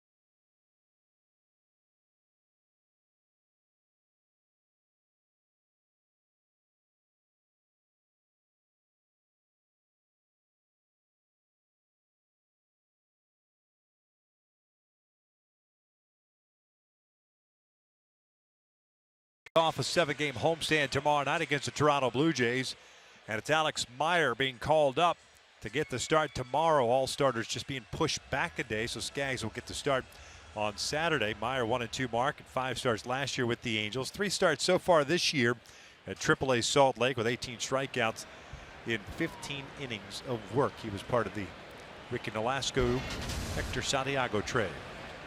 2-0 Houston. Top of the 6th inning, Maldonado, Escobar, Calhoun. Lance McCullers Jr. gave up his first hit in the 5th. Maldonado grounded out in the 3rd inning. He's 0 for 1. Back to that first pitch fastball from McCullers.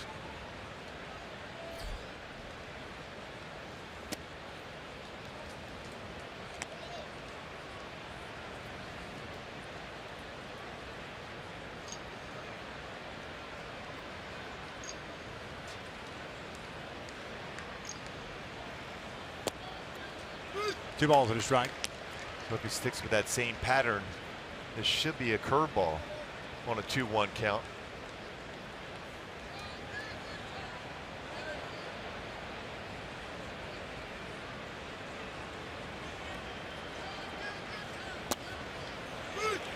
That's a pretty sharp breakable there. That's a tough pitch to hit. That's a pitcher's pitch. Unless you're looking to hit the ball the other way. Right. You just got to take that and hope that the umpire calls that a ball. It's a borderline pitch, framed pretty well by Brian McCann behind the plate.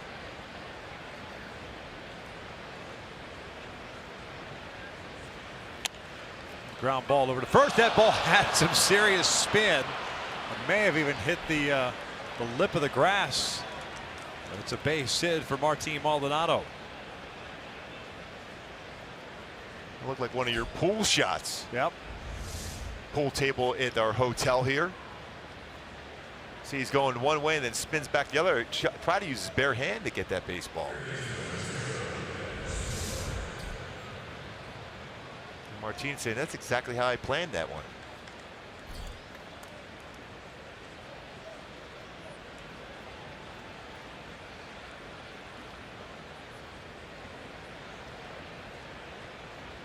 Escobar 0 for 2.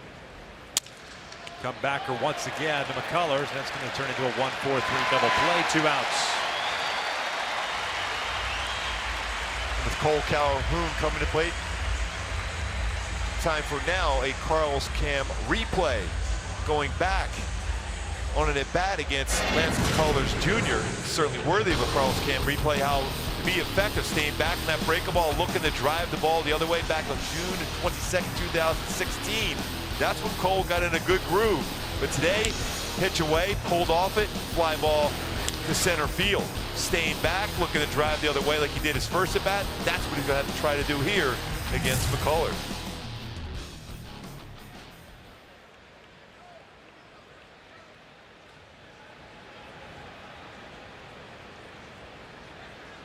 Cole hit by a pitch in the first, a fly ball to center in the third. Takes outside.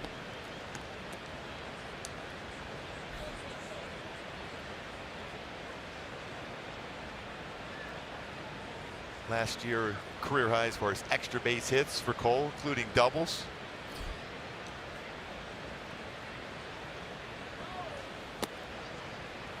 Change up.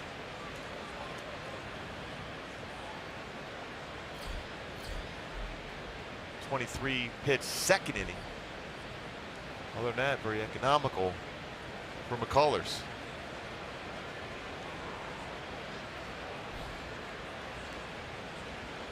Two 0.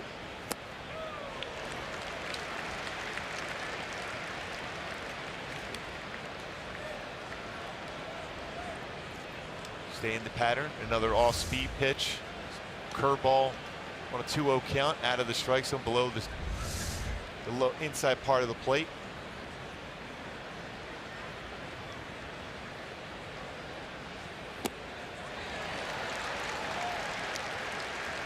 And when you talked about it earlier, when behind in the count, what, over 67%? Yep. Curveballs behind in the count. Behind in the count. Behind in the count. And he'll use it 87% of the time for the strikeout. 6 strikeouts this afternoon.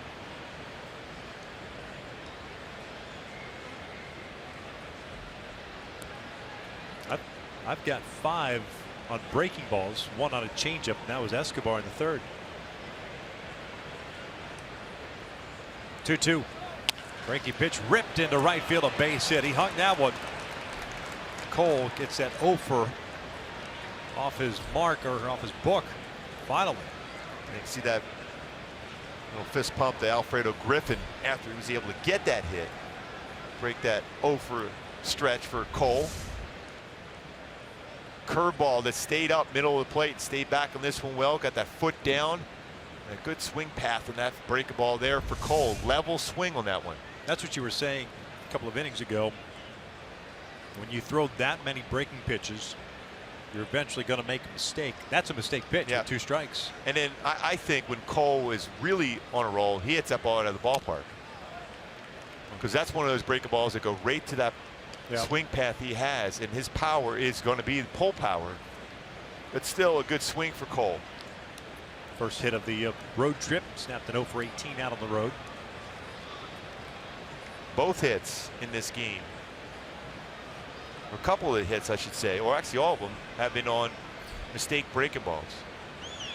John's 0 for 2. Well, he's tied him up back-to-back fastballs in. He's looking breaking ball. Mentioned that stretch he's had against McCullers. 1 for 14. That's a swing that someone's looking for something away on it. And Trout is very good on a curveball. And we know he's good on the changeup. Breaking ball just missed. I thought that he'd go back in there and try it again. Yeah, because you have to be thinking looking away. And that pitch off the outside corner. Although the crowds here, all the umpires in the stands thought that was a strike. Breaking pitch, and it's fouled off. Again, that was this mistake. That pitch right down the heart of the plate. Trout knew he had one to do some damage, tie it up with that swing. Now I'd be surprised if McCullers doesn't try to sneak a fastball back in.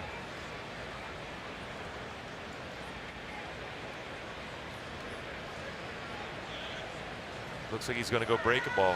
Oh, he got him upstairs. And it's a 7th strikeout of the afternoon. 2-0 Houston as we head to the bottom of the 6th.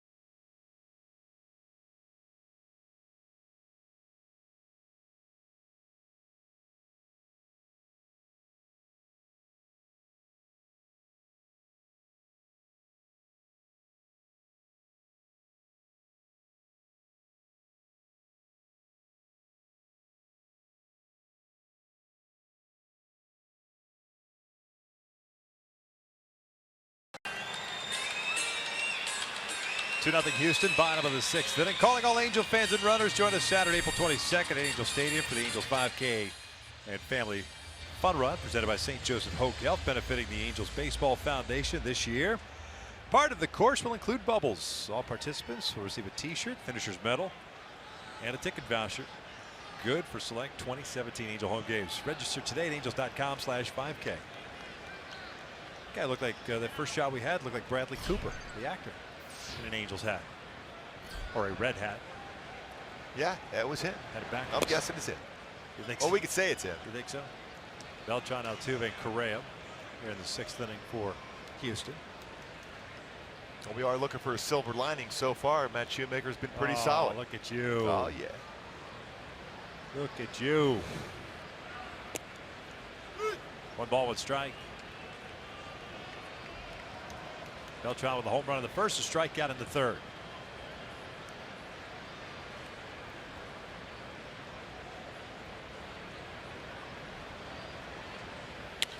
This is out to center. And force him to hit the ball the other way. Trout standing right there, gets the fly ball out. Home run on a pitch on the inner half. Off speed that drifted middle in. Hits it out to right field. First of the year for Beltran.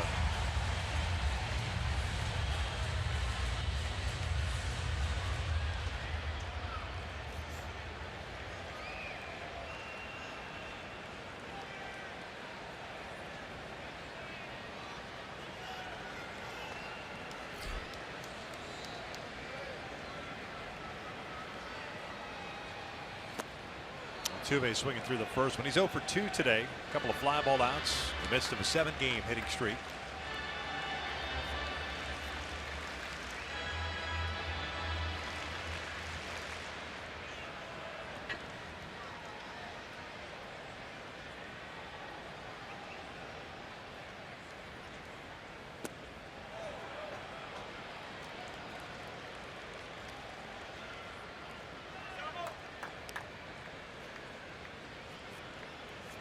Try to get him to chase that breaking ball out of the strike zone. Altuve, quite a few swing and misses this season. Swing and miss percentage up as compared to last season. Ball and 2 strikes. They're telling us that the ball, or he's been trying to shoot the ball more the opposite way this year in the early parts of the season, but he's a guy that he hits the ball to all fields. Yeah. If you give him an opportunity to turn, Yeah, he up will, and in, he'll especially turn early on. in the counts. A lot of guys will try to throw fastballs in on him, up and in. They think he can get it by him. No, he can hit that ball a long way to left field. Evens up the count. It's a pretty firm split finger fastball there from Shoemaker to try to get a swing and miss.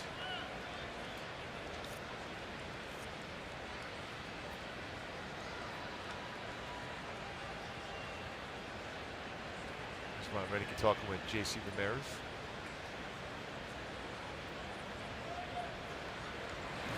Right, gonna miss. Down goes Altuve, 2 outs. Right on cue again for that swing and miss percentage. Talked about that.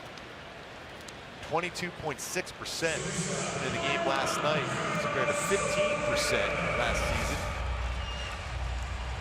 Goes upstairs with his slider, not exactly where you want to throw it, but a little bit off that breaking ball to get a swing and miss from Shoemaker.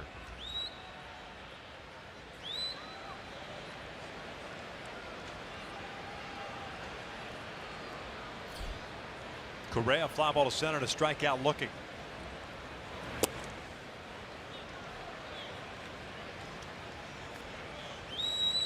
That's a dangerous spot there against Correa. That was a backup splitter.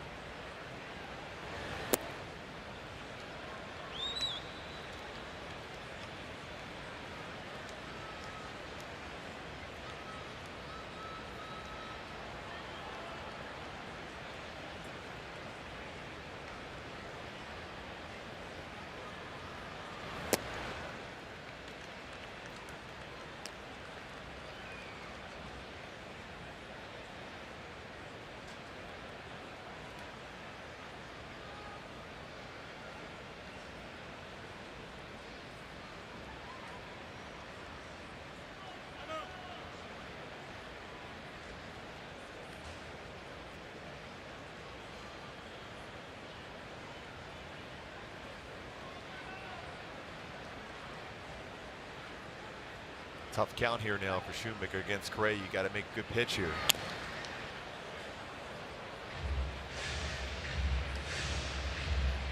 Split finger fastball.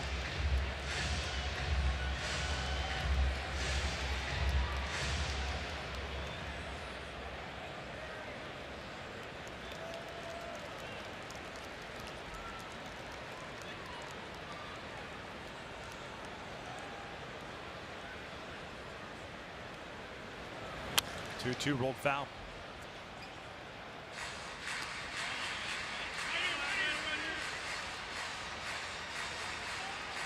Halos in the 7th. Have Pujols, Cronin, Simmons due up. Shoemaker trying to get through the 6th. Down 2-0. 84 pitches. 52 have been strikes.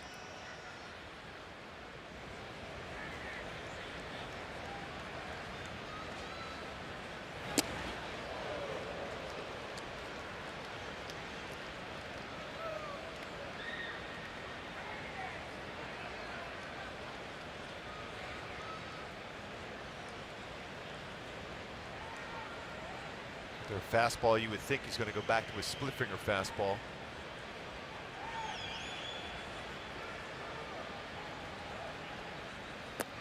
And he takes it. Pretty good take. Pass, yeah. Almost like he was looking for it. Once it broke out of the zone, laid off. Because crossing the plate, that wasn't that far out of the strike zone. Maldonado caught it because the split's going to do that. But crossing the front part of the plate, that's close to a strike, and he took that right away.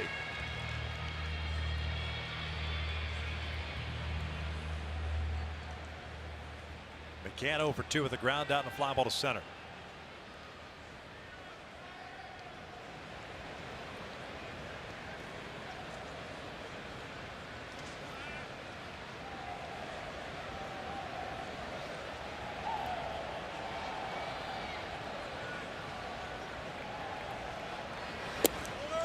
Just missed off the plate. Shift on. Espinosa out his shallow right. Short schedule throughout Major League Baseball. One final already. Boston taking care of the Blue Jays 4-1. 18 strikeouts for Blue Jay hitters today in those 10 innings. And continue to struggle. Hopefully they continue to struggle as they make that flight across the country to Anaheim. Yeah. No Josh Donaldson. Bautista's in a long slump right now. Maybe put Kevin Pillar at the leadoff spot. Last season when they were playing real well, he was 8th or 9th in their lineup. Angels offense also in a funk.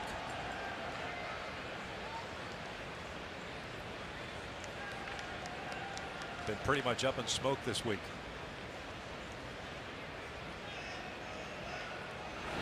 Pulled foul. 1 ball, 1 strike.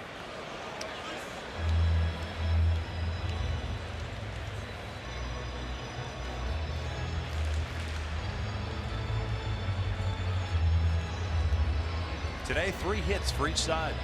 2 of them long balls for Michigan. As a team this season, the Astros with 19 home runs. Angels so far this year, 14. The big number that stands out there is the 25. Big bombs that the pitching staff has allowed. Hit into the shift. That's Simmons. We head to the 7th. Albert Pujols to lead things off for the Angels, down 2-0.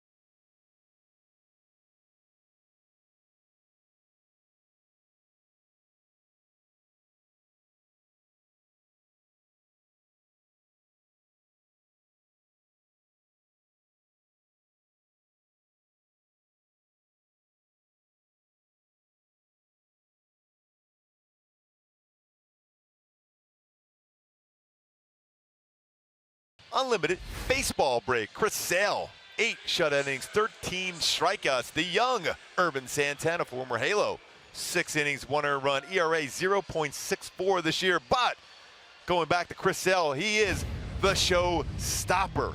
13 punch-outs in the game against Toronto. Toronto struggling. That's a high fastball. Another high fastball, but then that slider, always nasty for Chris Sale to get a swing and miss throughout the game. 13 punch-outs for Chris Sale. Sailing away with a fastball. Speaking of high fastball to Albert. Didn't like that call.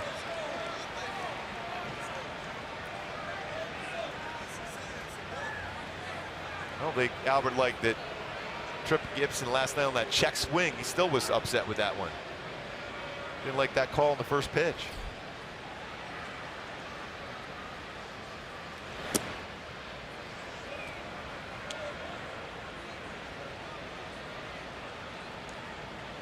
Seven strikeouts from McCullers. 1 walk, 1 hit batter. Angels have not had a man get past first base this afternoon. 1-2.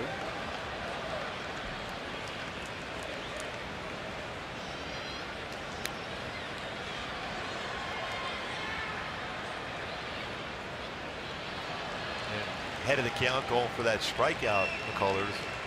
Look at that percentage of curveballs thrown. Albert probably will see one now.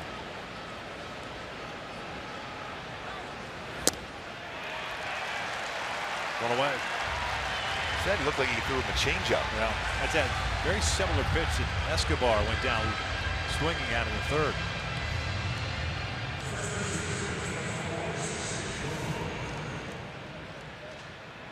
Changeup going down in. It wasn't located exactly where he wanted to throw it, but the speed of the pitch after a couple fastballs there, swing and miss.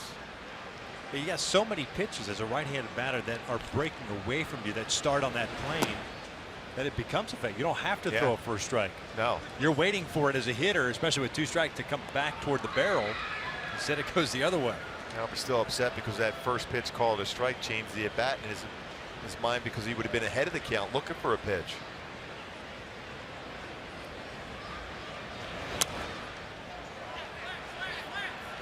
McCullers calling for it. Makes the catch. 2 down. Crone 0-3. Not often as a pitcher you get the call for that and nobody just pushes you out of the way. Everyone laughing. Go get it.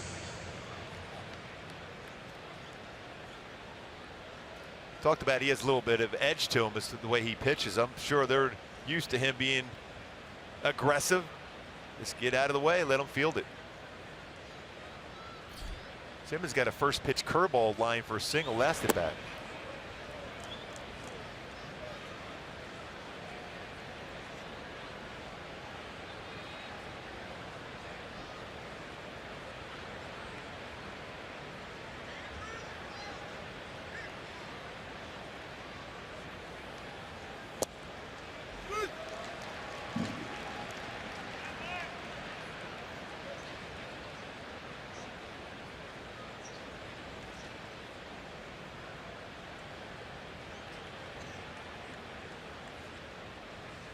Simmons a single and a strikeout. 1-2. 92nd pitch for Lance McCullers. He's not broken the century mark in pitches thrown in the game this year. Got close. Second start.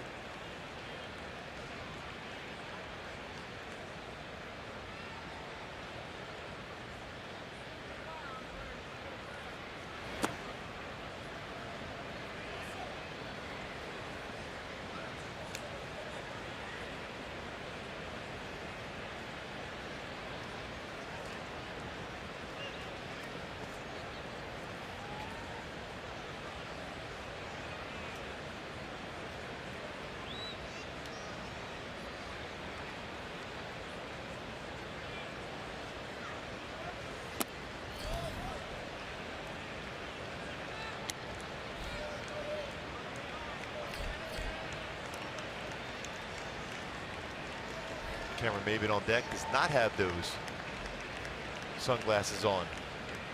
This at bat. He walked a 3-2 breaking ball. Second walk issued by McCullers. Maybin, an opportunity, one swing of the bat. Crawford boxes it left to tie this game up. Hey, in this yard, anything hit in the air is stress. Saw Simmons yesterday, first career home run to right field. And so many breaking balls thrown. Eventually you're going to hang one.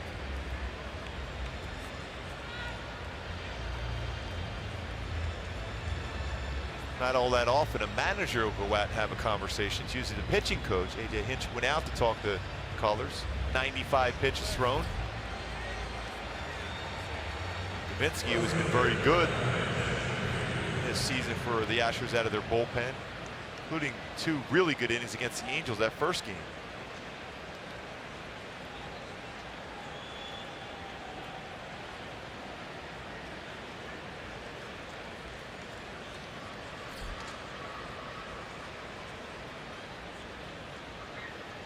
Stepping off, that means he wants to go through a series of signs again.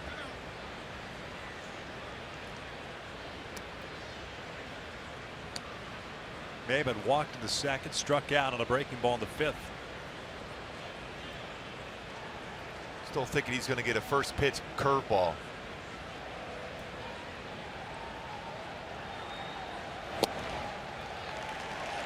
Got it. Tried to do some damage, but pulled off it enough.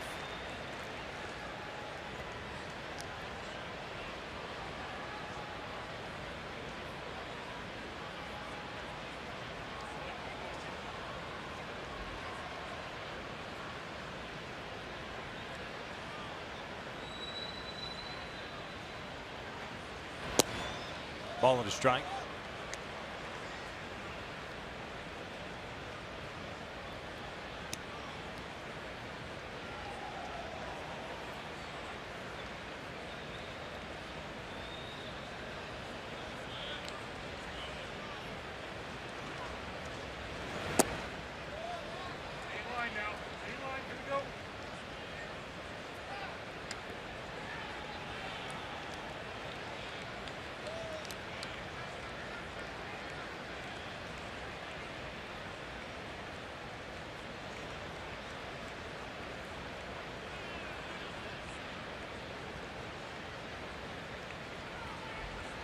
Two on. A little bit high. 3 balls and a strike. Could be his last batter. I think so. Definitely if he doesn't get him out. Next pitch will be pitch number 100.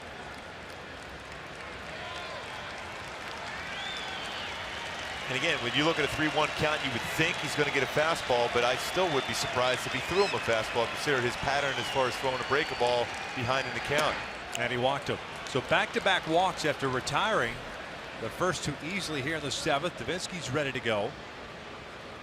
Danny Espinosa coming up. No movement from AJ Hinch. And here he is. So McCullers is done now. Right at 100 pitches, the most he's thrown in a season. He'll depart, having done a nice job, but he'll also depart. There's some guys on base that belong to him. Pitching change here in Houston. We're in the 7th. The Angels with a couple of men on and 2 outs, down 2-0.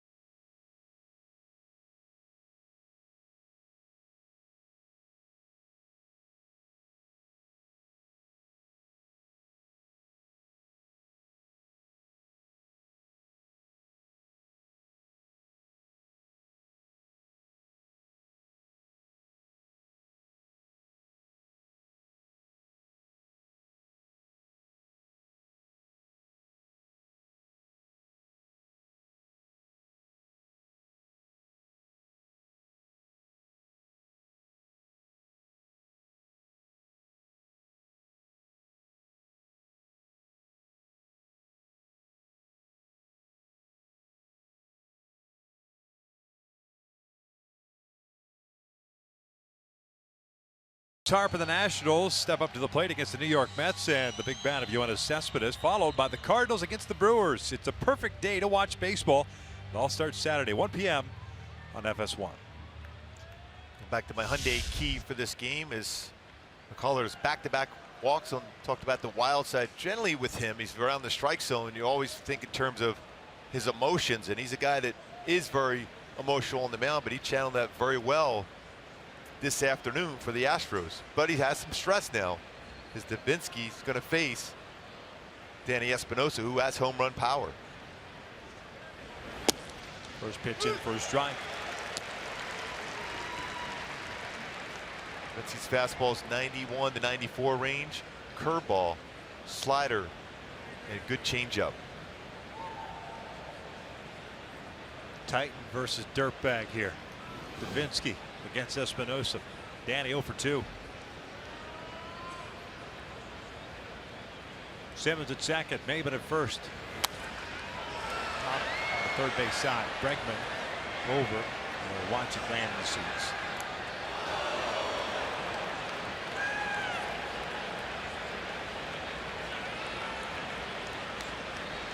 One thing about Davinsky, he throws quite a bit. See those numbers? All the home runs so far for Espinosa this season have been in the 9th inning. We'd like to get one here, potentially here in the 7th. Davinsky throws a lot of 0-2 changeups to left-handed batters.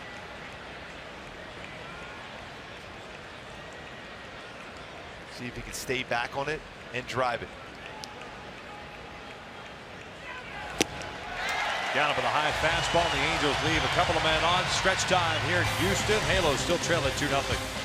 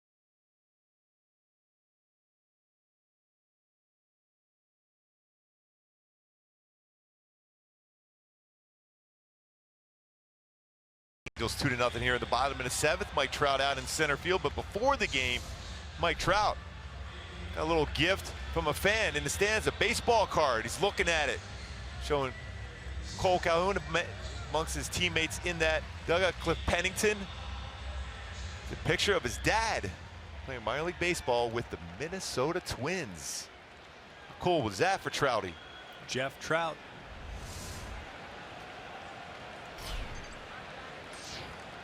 Halos down 2-0 here in the 7th. Pretty cool that a fan brought that to the ballpark. Yes. I'm sure Mike has seen a number of his dad's cards. We've said it so often, he gets it. He interacts with the fans so often. Happened today. We're getting on the bus from the hotel to come to the ballpark. Little crowd outside waiting for him. Ended up getting on the bus, and then after about a minute or so, 2 kids just outside the bus. On the other side, I came to the door and asked the bussy and asked him to bring those 2 kids over. They came over, they jumped on the bus with him right there by where the bus driver sits, signed a baseball for him, and took a picture with both of them. And you know, their days are made and telling everyone, their family members, home, friends. Not only I got his autograph, I can hang out on the team bus with Mike Trout. An MVP in so many ways, Mike Trout. Good off-speed pitch. Down goes Bregman. That was an excellent splitter from Shoemaker. Great location. Set up well by Maldonado behind the plate. See where he's setting up that target. The glove being the lower part of the strike zone. He hits that. 85-mile-an-hour splitter. Excellent rotation in that baseball, going straight down. 7 strikeouts for Shoemaker in this game. Longest outing of the season for Shoe. His previous outing, previous longest, 5 1/3. Gaddis now up with a walk and a fly ball to center.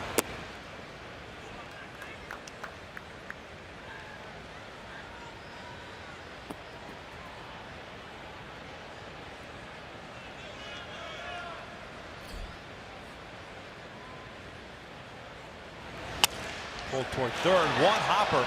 Nice backhanded grab by Escobar and just gets Gaddis. Boy, what a play by, Escobar at third base. It's our top tier play brought to you by Arco. Hit well by Gaddis.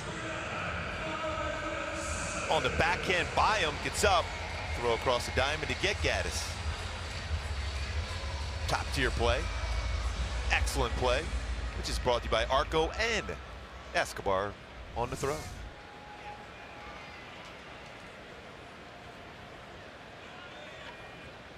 Nobody on for Marwin Gonzalez.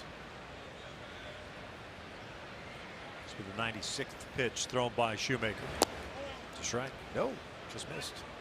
Notice on that, just before the pitch was thrown, Escobar came running in, just in case that Gonzalez, we've seen that in the past, will hold push bunt down the third baseline. But Norris getting ready in the bullpen.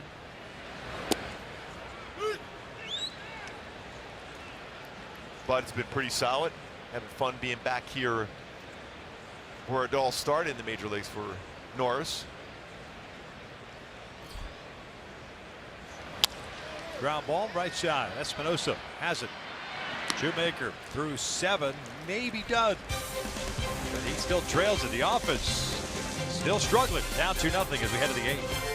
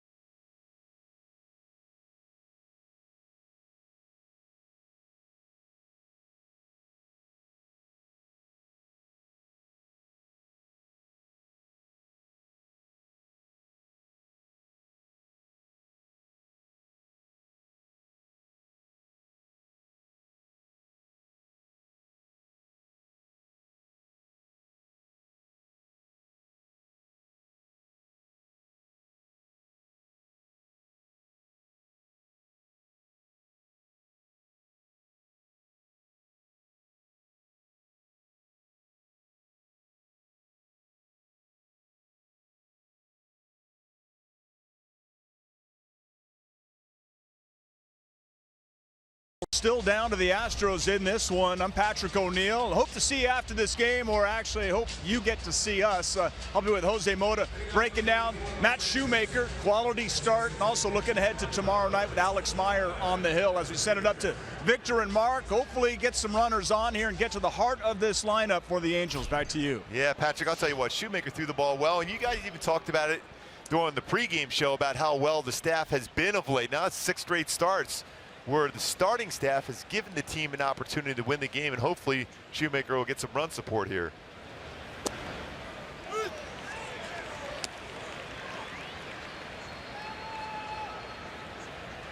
Davinsky still out on the mound facing pinch hitter Ben Revere. Angels with 3 hits. Revere batting for Maldonado. Pulls a foul. Davinsky struck out Espinosa to finish off the 7th. He's now struck out 8 of the last 10 batters that he has faced.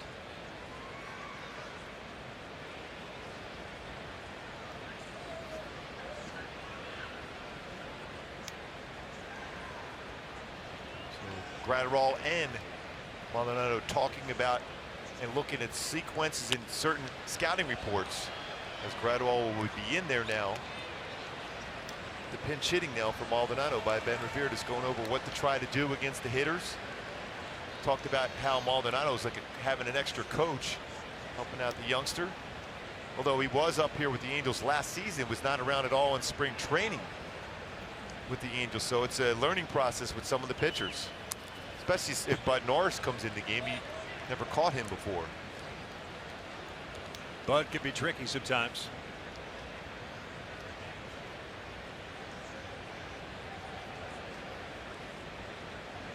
Always better to have more information than none.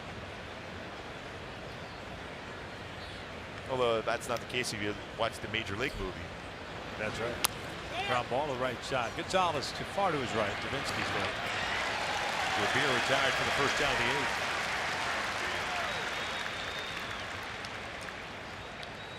8th. Top of the order now, Yunel Escobar.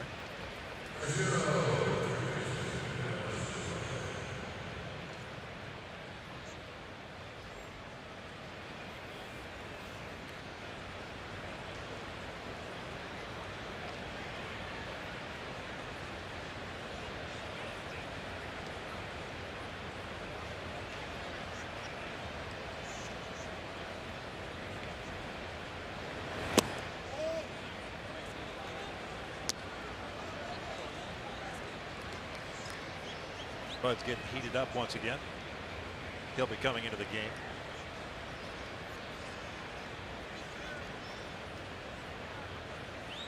One-0.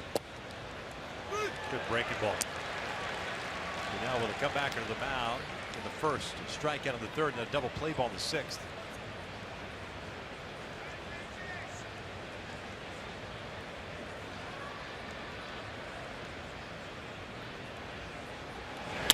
Ground ball to short. Correa has it. 2 down.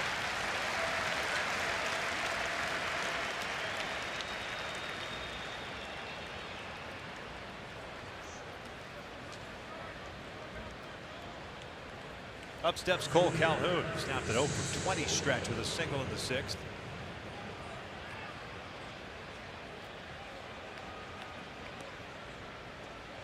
Just trying to get on base to bring Trout to the dish. One swing of the bat, tie it up. Sorry, Mark. There's 3 fly ball outs for the Baseball's Astros hit pitching on that infield grass.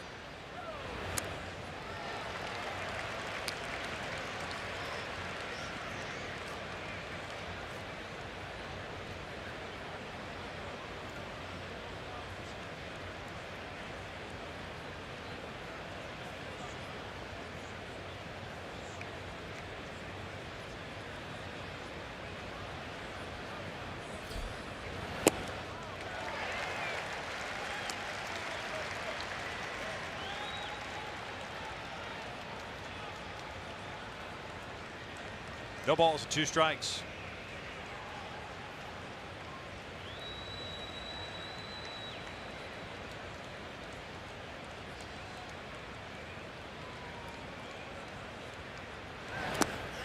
Cole has Down and tried to chase that one. Did chase it. Could not come up with it as the Angels are down in order. We'll head to the bottom of the 8th. It's still 2-0 Houston.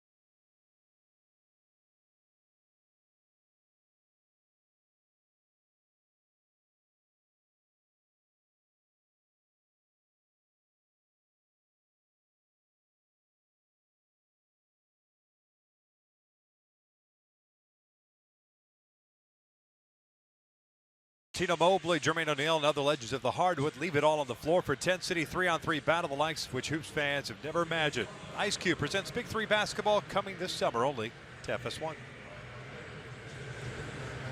Bud Norris on in relief here. Matt Shoemaker went 7 solid innings. Gave up 2 runs on solo home runs, 7 strikeouts and 2 walks. Bud facing his original team, the Astros. This will be his 7th game, 2nd appearance of the series. One grounder all stays in the game, or comes into the game, I should say, defensively behind the plate. Ben Revere, who pinch hit at the top of the inning, stays in the game of left, and Maven moves from left over to right. So grounder roll goes into Cole Calhoun's spot in the lineup.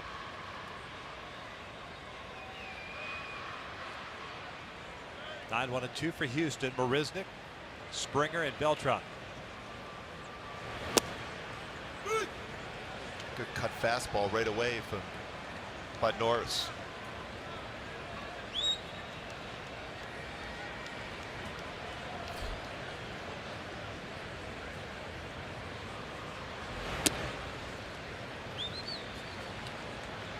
One thing we saw even in spring training from Bud Norris was staying back on that pitching rubber and really driving towards the plate, utilizing that lower part of his body to pick up some velocity on his fastball.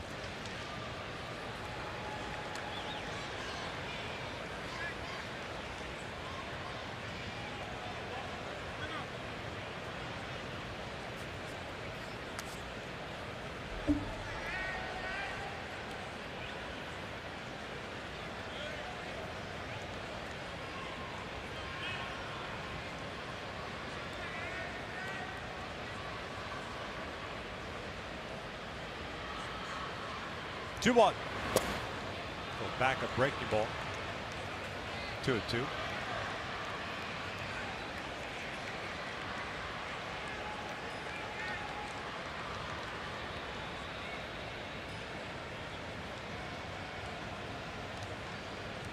Josh Reddick, more likely coming in the game defensively.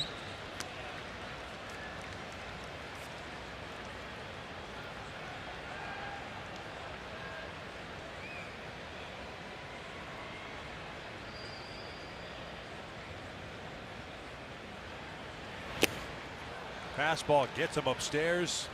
1 away. This with Reddick with the hat on, the helmet, I should say. More than likely, if Beltran gets on base, he'll be pinch running for him and then be out in the outfield playing some defense.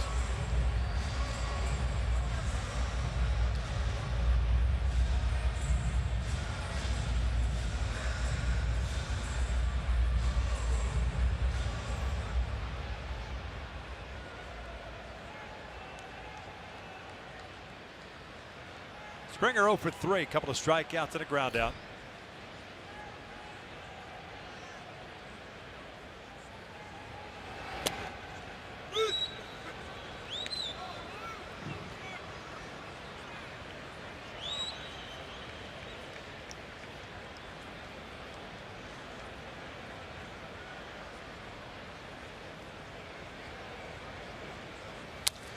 This is out toward right. Maven has to come in on it. 2 down. MLB.TV Premium back and better than ever. Watch every out-of-market regular season game live on over 400 supported devices. Plus, get a free subscription to AT Premium, the #1 app for live baseball. Blackout and other restrictions apply. Just visit MLB.TV for the details. It's always in the details. It is about the details. 2 outs, nobody on. Carlos Beltran. Looking ahead to the Angels' 9th. Trout, Pujols, and Crone due up. Nobody warming up for Houston that I see. So Davinsky for the win. In this case, a save. 95-mile-an-hour fastball from Bud Norris.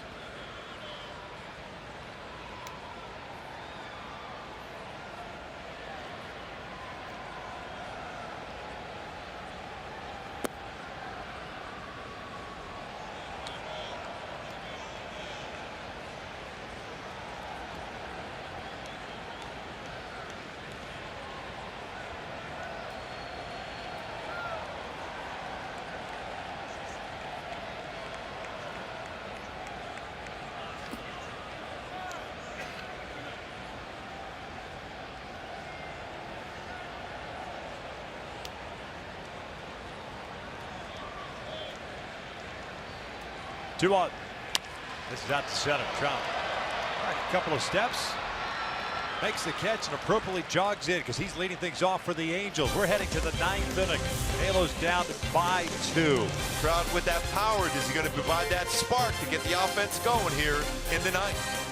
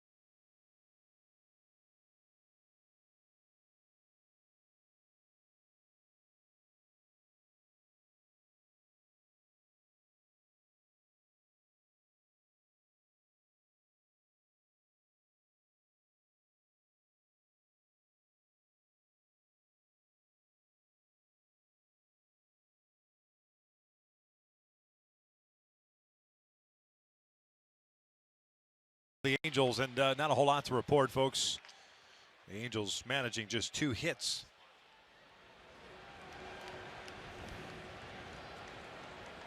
Trout will lead things off here against Davinsky. Josh Reddick comes into the game. He's in left. And would bat to second if the Angels were to tie or take the lead. Trout fouls the first one back. No balls and a strike. Mike 0 for 3.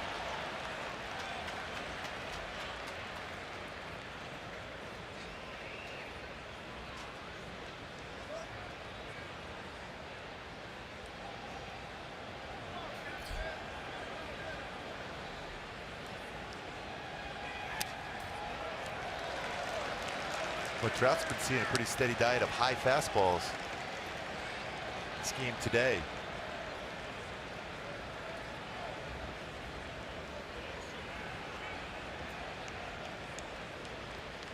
Seen from Davinsky so far this year against right-handed batters, though a pretty steady diet of off speed when headed count 0-2.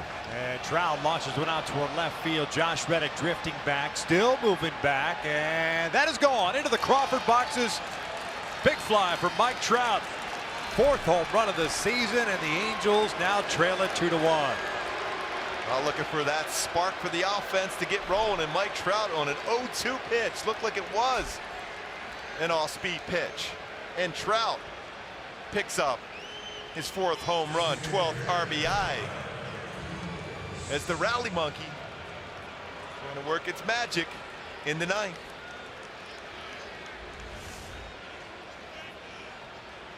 Yep, changeup, heart of the plate.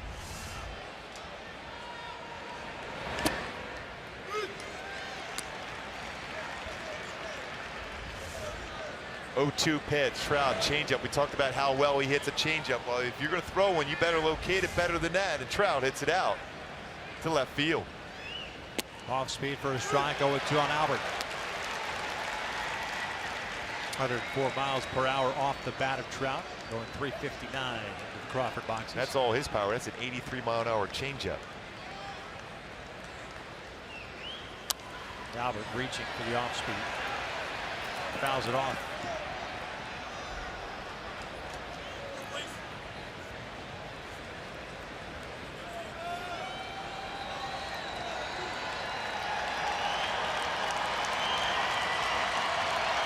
Astro fans know all too well that Albert and what he's done in this ballpark in his career can tie it up quickly with one swing in the bat.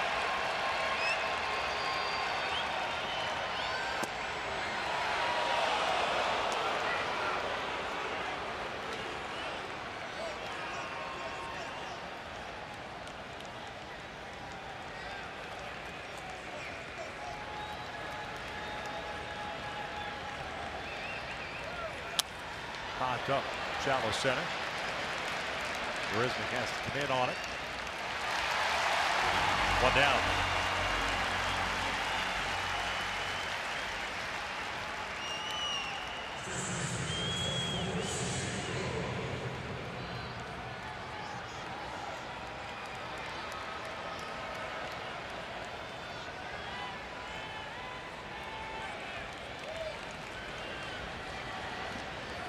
Chrono for 3, 2 strikeouts and a pop-up.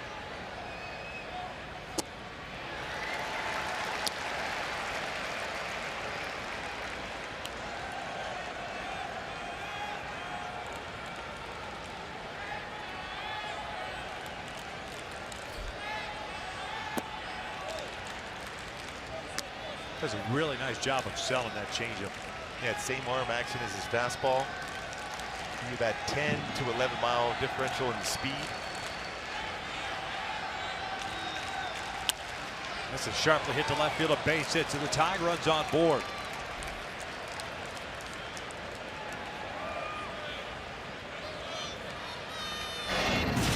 Lance McCullers threw the ball so well. He is above and beyond our Land Rover player of the game. 6 and 2/3 innings, 8 punch outs, 0 runs. But that lead from McCullers in jeopardy here. Question, Land Rover above and beyond player of the game for Lance McCullers. They don't have a pinch runner now, Cliff Pennington.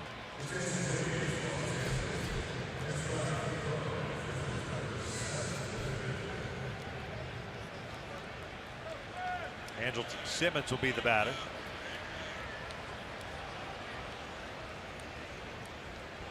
Simmons a walk, a strikeout, and a base hit. He's 1 for 2. Takes a strike.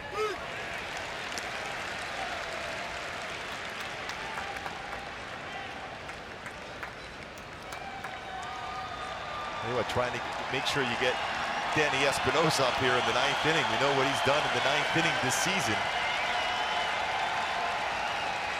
Action now beginning in the Astros pen. This is up the middle. That's a base hit. Pennington will stop at second. So 2 on, 1 out. Cameron Maybin coming up now. Marisnick did a real nice job as far as charging that baseball. Once that got by Correa, a lot of times you'll see the Angels go first to third, but Marisnick was very aggressive coming in on the baseball to make sure there was no chance at a first to third scenario. Pennington reads that, but you see that charging of the baseball by Marisnick was not going to allow Pennington to go first and third on a single. Another good swing from Andrelton Simmons, 2-hit performance on base 3 times.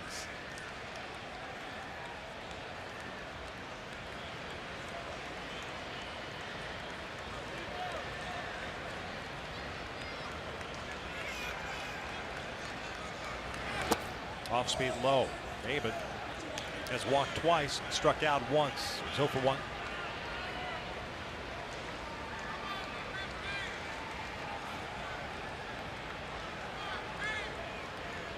And Giles now getting ready for Houston.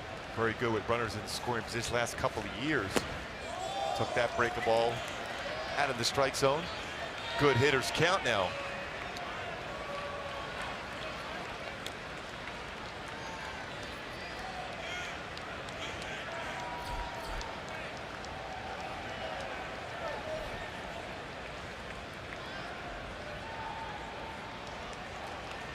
Pennington at second, Simmons at first. Should get a fastball here.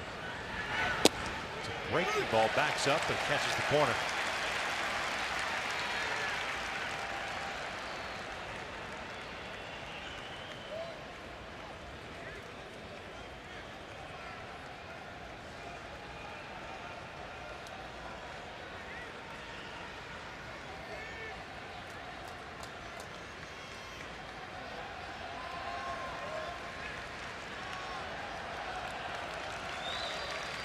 Two balls and a strike with 1 out. Pennington's on the move, as is Simmons, and that pitch is a strike.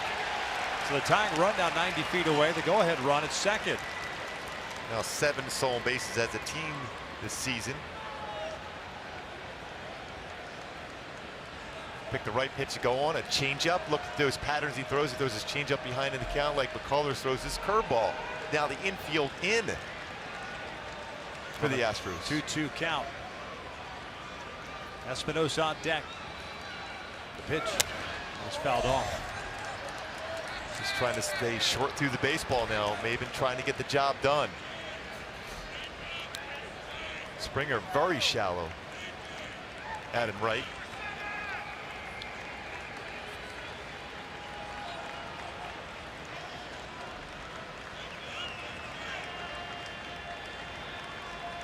Another 2-2 from Davinsky, and Maybin goes down swinging on the changeup. 2 down.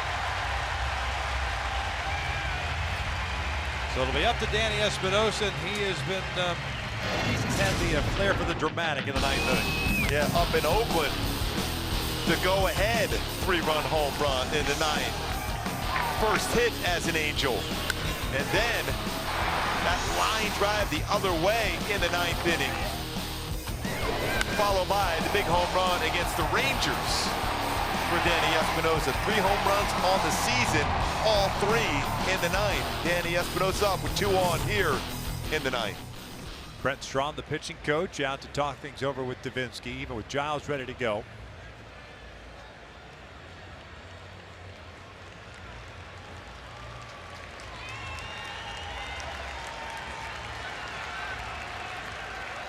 Pennington at third, Simmons at second. 2-1 Houston. We're in the 9th. Trout opened up this frame with a home run to left, his 4th of the season. Notching his 12th run batted in. Halos had 2 hits going into the 9th. Picked up 3 so far. Springer shallow and right. Here's the first one. Fastball, it's fouled back. Pretty good hack at the fastball too for Espinosa.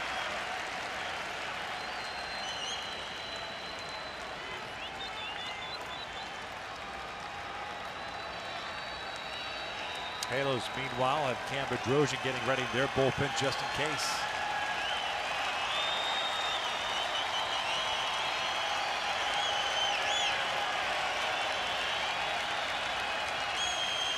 Oh, 1 in tight. Almost got him in the elbow. 1 ball, 1 strike.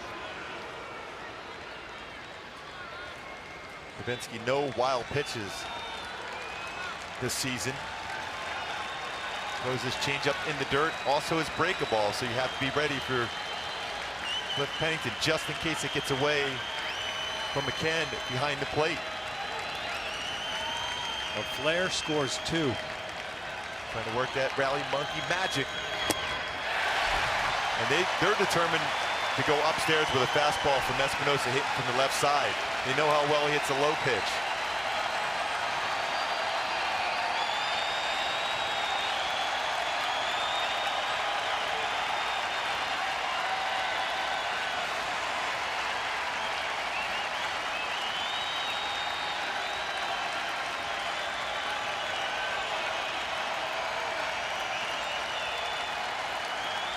Here's the 1-2.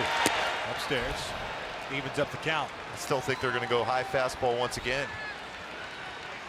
And the thing is, when you elevate a pitch, although that's a spot where Danny's had a tough time making contact, but that's a spot you can flare into the outfield, especially the other way.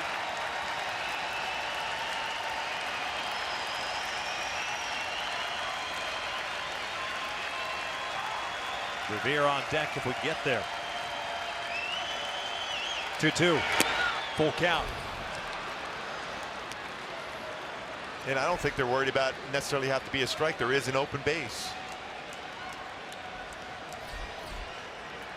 Yeah, the old if he gets himself out, great. If not, all right, take care of the next guy. Well, he's got a lot of high fastballs, but he also has that plus changeup.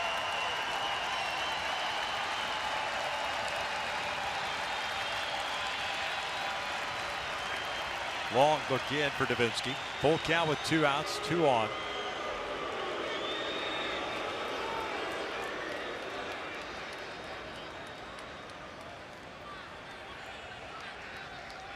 Somebody wasn't fully convinced. No.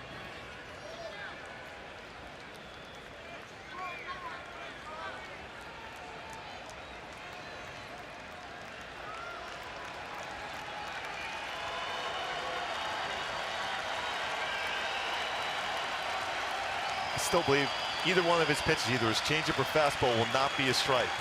Here's the payoff pitch. And Espinosa goes down swinging, got an off-speed pitch, and the Angels drop the finale of this 4-game set by the final of 2-1. And he went with a changeup out of the strike zone.